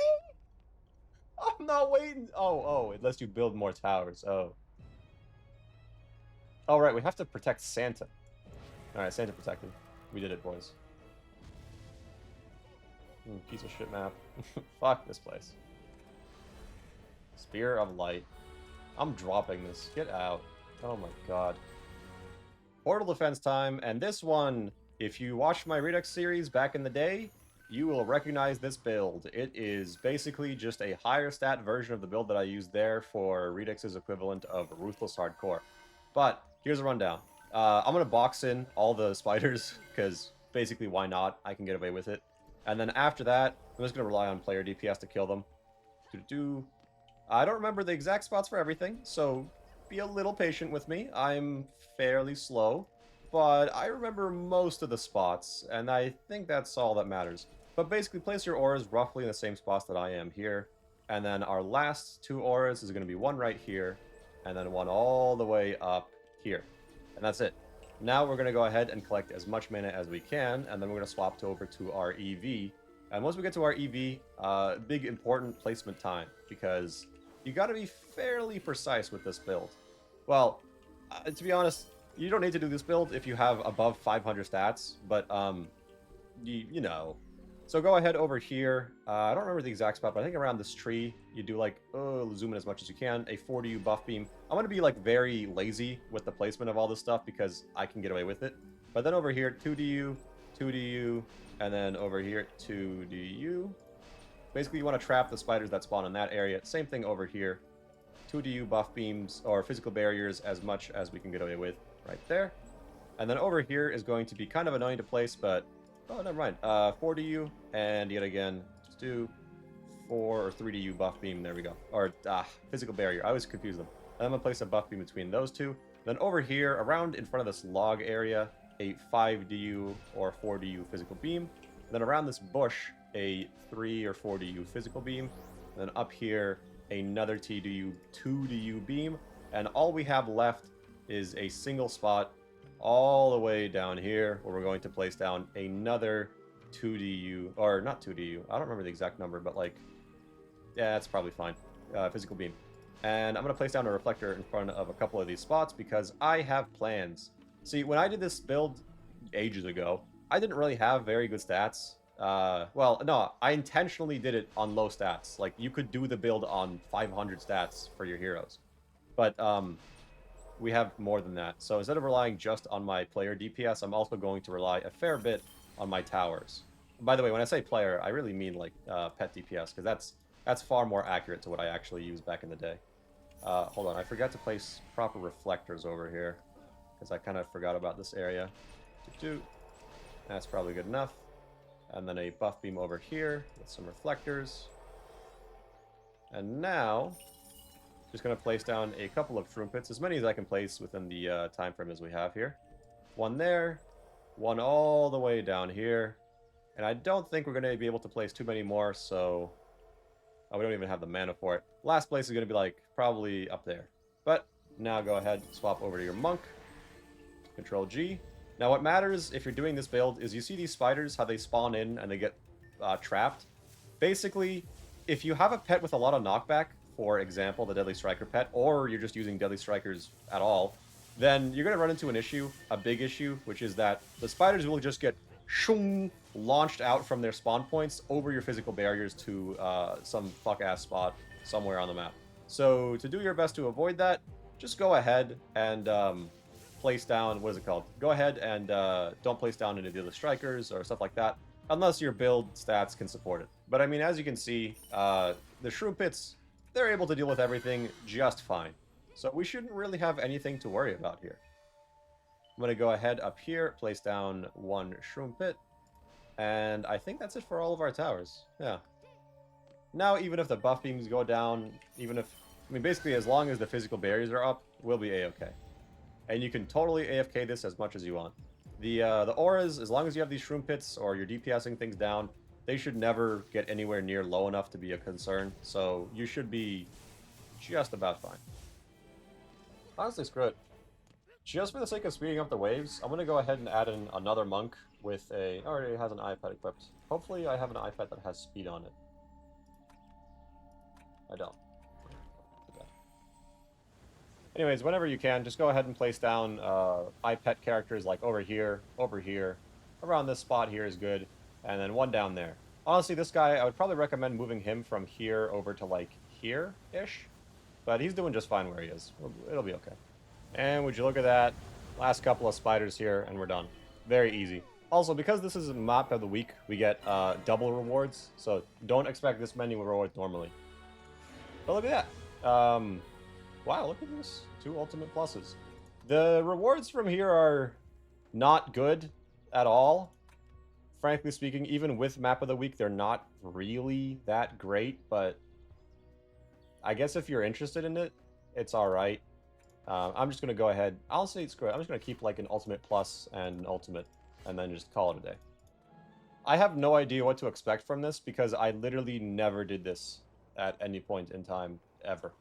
As far as I'm aware, you just gotta like rub one out for every Djinn on the map, and then you win. But I don't. That's it. No enemy counts, no nothing. So this is gonna be interesting. I don't really remember what build I used for the survival, by the way. So that's gonna be interesting. I'm just gonna dump a stack of auras the same way that I vaguely remember doing during the campaign, and then just go from there. By the way, I said survival earlier. That's because I misspoke. I do that a lot. It's what makes me quirky. So if I remember correctly, around this spot I placed down a stack of auras. Around this spot I placed down a stack of auras. Actually, now that I think about it, it's entirely possible the enemies here won't be nearly as fucking awful as they were on Moraggo's campaign. Like, seriously, Moraggo's campaign enemies were so bad. The Sharkin were two-shotting me through my resistances. That's insane. We'll see, though. Maybe they are just as bad on this map. To be determined. Maybe one day I'll remember what the hell kind of a build I use for the campaign, but at the moment my mind is just drawing a complete blank. Alright, whatever. Let's go rub one out from Djinns. Oh, God. Oh, they have the same amount of health as campaign. Oh, that's nice. I guess I just gotta run around until I hear, like, bottle noises. Oh, wait, no. Is it that you kill the Djinns and then... And that's how it works, right? You kill the Djinns and then they go into a bottle. You. Go bottle, man. Oh, yes. Okay, okay. We're remembering things. Dementia. Not winning today. Yes, yes, yes. I remember this all. Now we have a friendly Djinn who's gonna do something, I guess. I don't know. I am 5... Why am I missing 5 DU right now? I know what to do. Very genius idea. I'm gonna sell my electric aura. And then boom, I can place that guy down. Now I know I'm gonna be dealing with spider problems pretty much throughout the entire map, so I have a solution to the spiders. It is called just dumping a bunch of minions everywhere.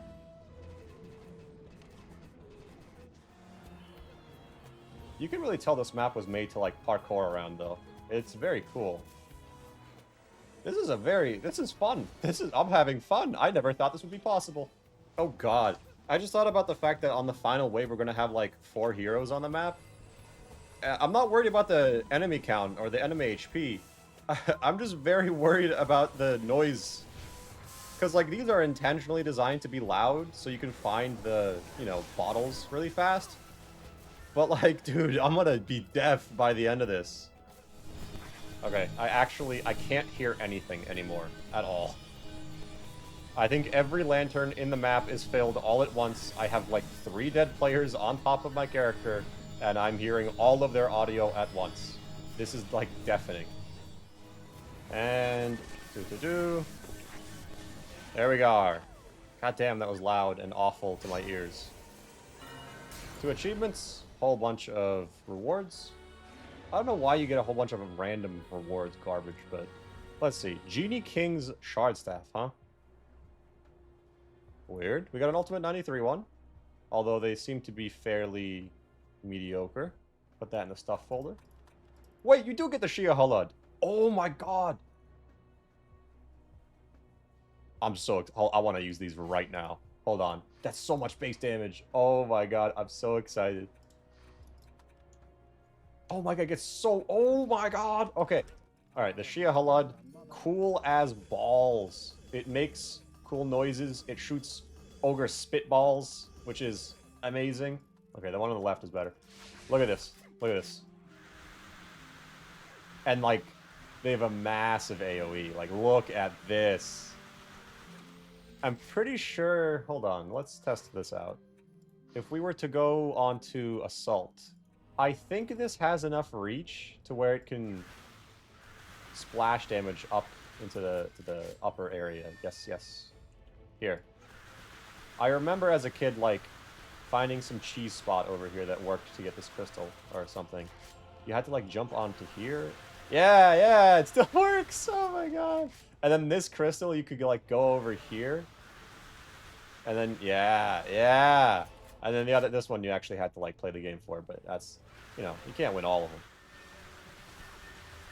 Very fucking cool.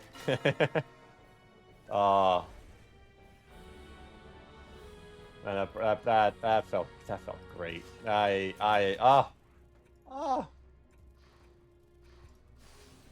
am keeping that. Oh my lord. Riddle of the Deep is one that I'm not really, like, I just don't know. I don't know. I haven't done it in a while, I guess. I don't know the whole, like, shtick of the mechanic, but it always scared me as a kid. I remember that. I was fucking terrified of this place. But, you know, I have 6k stats, so even if we are doing it on Ruthless, I can't imagine we'll struggle that much. But the build is going to be pretty much identical to what I did in the campaign. Because, like, I mean, you know, if it keeps working, why bother changing it? Or is that the phrase? If it ain't broke, don't fix it? Something like that. Okay, well, pretty much the same build as the campaign. We have to go through, like, this portal at some point. That's all I really remember. So I'm just going to upgrade these guys to 1 Chevron, and then Control G and pray for the best. Why can't I... It's weird. Can't go through. Oh yeah, and all the things are peeing now, because the map is sinking. You are the puzzle solver.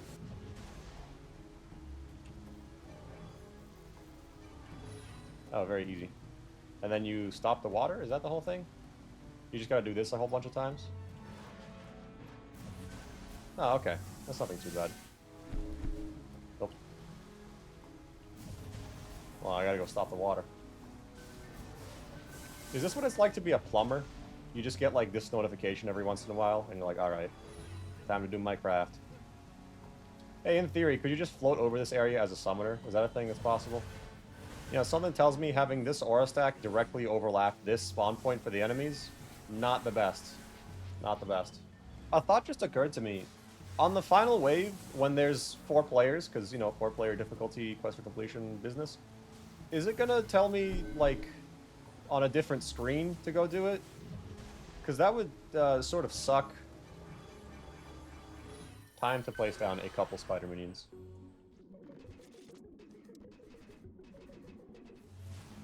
It looks like it really is just regular Aquanos, except every once in a while you get pinged to go do plumbing jobs. Nope. Blue-collar worker experience.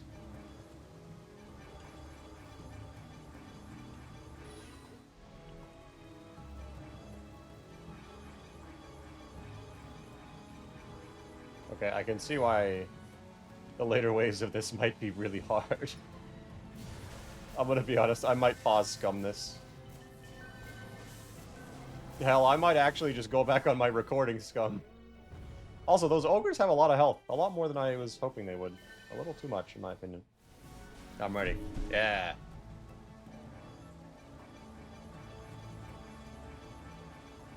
What the fuck is this? What the fuck was that? That's not even like final wave. We're still 3 waves off. If I have to do something way harder... Oh, that's not... Oh.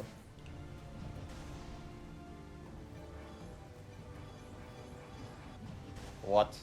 Scammed. Oh, sweet Jesus.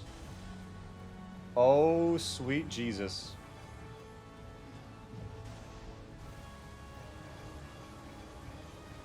Thank God.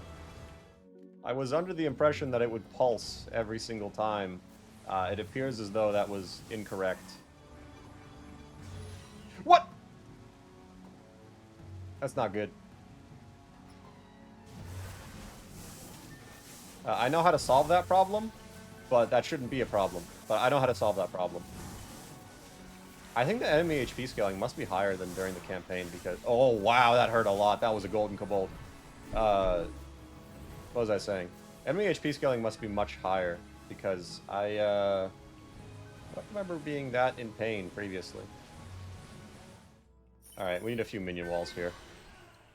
I thought we didn't need them. We do.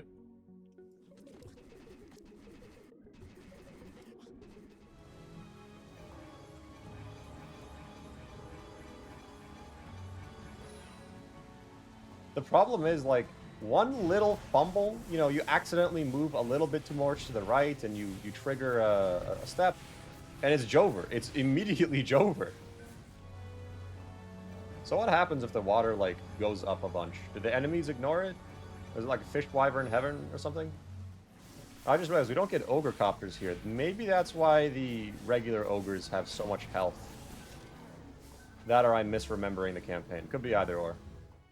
Alright, final wave. More than a little scared for the final wave. If it always selects my main character as, like, the dude to go fix the plumbing, then no issues. If it I was gonna say, if it selects other characters, but then I thought about something. Simply kill the other characters. I'm a genius. This guy will... You know what? Fuck it. Yeah, no, this guy's gonna die immediately. Okay. Now, all of you, please die. Please die so my frame rate may live. Oh, excellent swing, sir. That was a ridiculous amount of damage. He did like 200,000 damage in one swing. Would you look at that? I'm the puzzle solver. I was chosen for this role by God. I'm so locked in. Minion wall appears to be doing its job just fine. That's good. I will have to leave these towers alone. Continue my day job very soon. Survive my pretties. I think at this point we're fine no matter what, so I'm not super worried. Okay, that one was free. Some of them are, like, awful. Genuinely, that's 2 ogres, never mind. Some of them are awful, like, genuinely just terrible. Some of them not so bad. Not so bad at all. There really is no need to do this map on Ruthless. Like, I doubt there's any good rewards worth getting here. I am ignoring my plumber job. I am self-employed. I need not do anyone's plumbing. Yippee. Achievements. Very nice. It looks like Krakenfang and Everlasting Flame of the Nautilus is what you get no matter what. So I guess the different heroes didn't really matter that much. Alright, let's see. Krakenfang. Wow. I guess I will keep this one. Yeah. Wow, it's so low base damage, too. It doesn't even increase by all that much. And the Nautilus Flame, I guess I'll keep this one. How does the damage look? Still pretty bad. I guess you can't win them all. Sky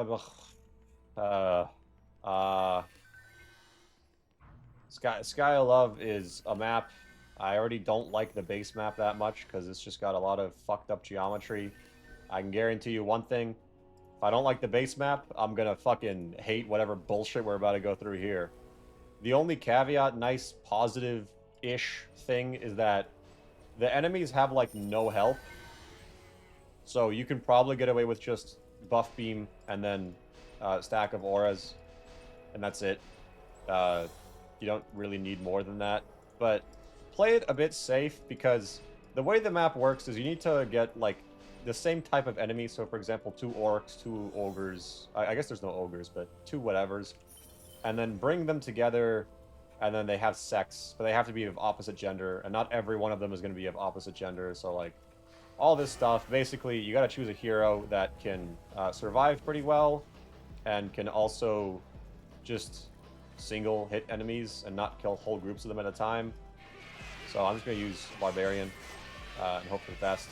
I'm sure there are better weapons and classes to use for this, but all I'm really planning on doing is sitting on top of this middle area here, and eventually we will have an enemy pair born, like, somewhere up here and up there, and then we will make them meet in the middle and have sex. Oh my god! Yes! Yes, yes, come up, come up.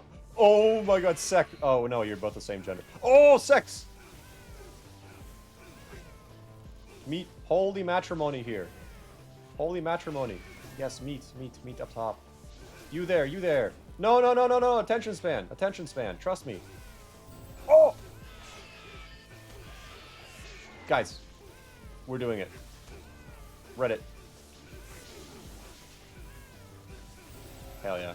I think a fairy pet might be the move here, to be honest. God, the spiders are insufferable. Oh! Let's fucking go. I guess some, like, not infinite range towers would be pretty good here. Come to me, gender person. Hey, is the opposite of gender fluid gender solid? Forest Golem time. These guys won't deal crazy range DPS, so we can keep them. And most importantly, they will keep the ogres out of our hair.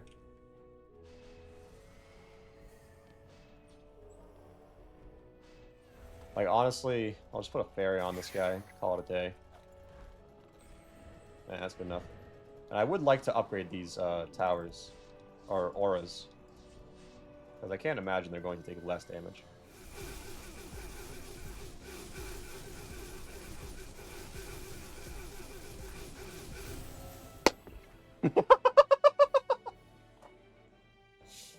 What a fucking map, huh? Oh boy. I just realized I can just go AFK. I don't need to be here.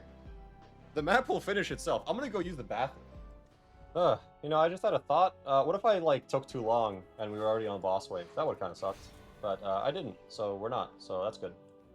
Anyways, just gonna bring in one of every character, because I don't know if we get character-specific rewards. I'm gonna try just dumping them all, like, underneath the bridge here.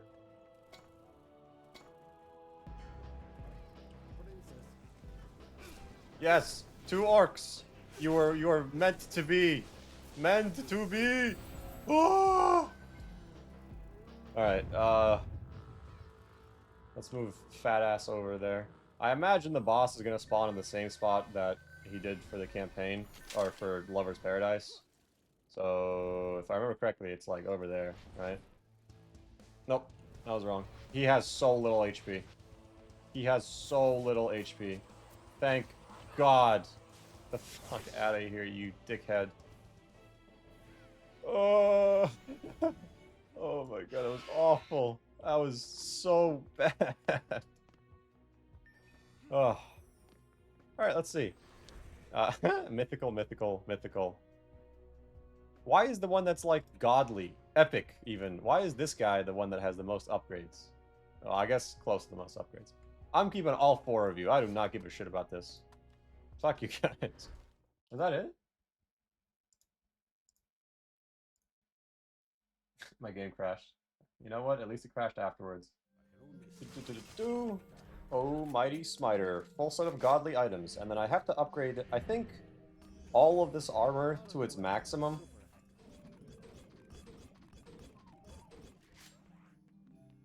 Oh, I need to have a pet equipped as well that's fully upgraded. Monkey, congratulations. You get to be like one of the very first pets ever that I'm fully upgrading to maximum. Hey, there we are. Alright. And it's not here, but that's the last trophy we need. And that's pretty much it for the episode. I mean, we did a lot. Not quite everything, but all these achievements, well, pretty much all these achievements. All of these got access to this room over here. Up here, I think just around the left corner. A couple of these, a few over there. Over here, we got these, all of this. Well, most of that. All of this, these trophies. And I think we already had a couple of these already. So, like, this area is probably things we've already had. But regardless, whole lot of progress towards Ultimate Defender. Still a few things that we're missing. But they're not super hard to get. They're just very time-consuming. Or at least that's the current theory. Basically, the only thing that we have to do left is, for Legendary Defender, we need to do Pure Strategy up to Wave 10 on all of the OG maps up to Glitterhelm Caverns. And then Transcendent Survivalist is doing Survival Mode up to Wave 25 on all of those maps, plus maybe Eternia Shards maps? I'm not sure on that one.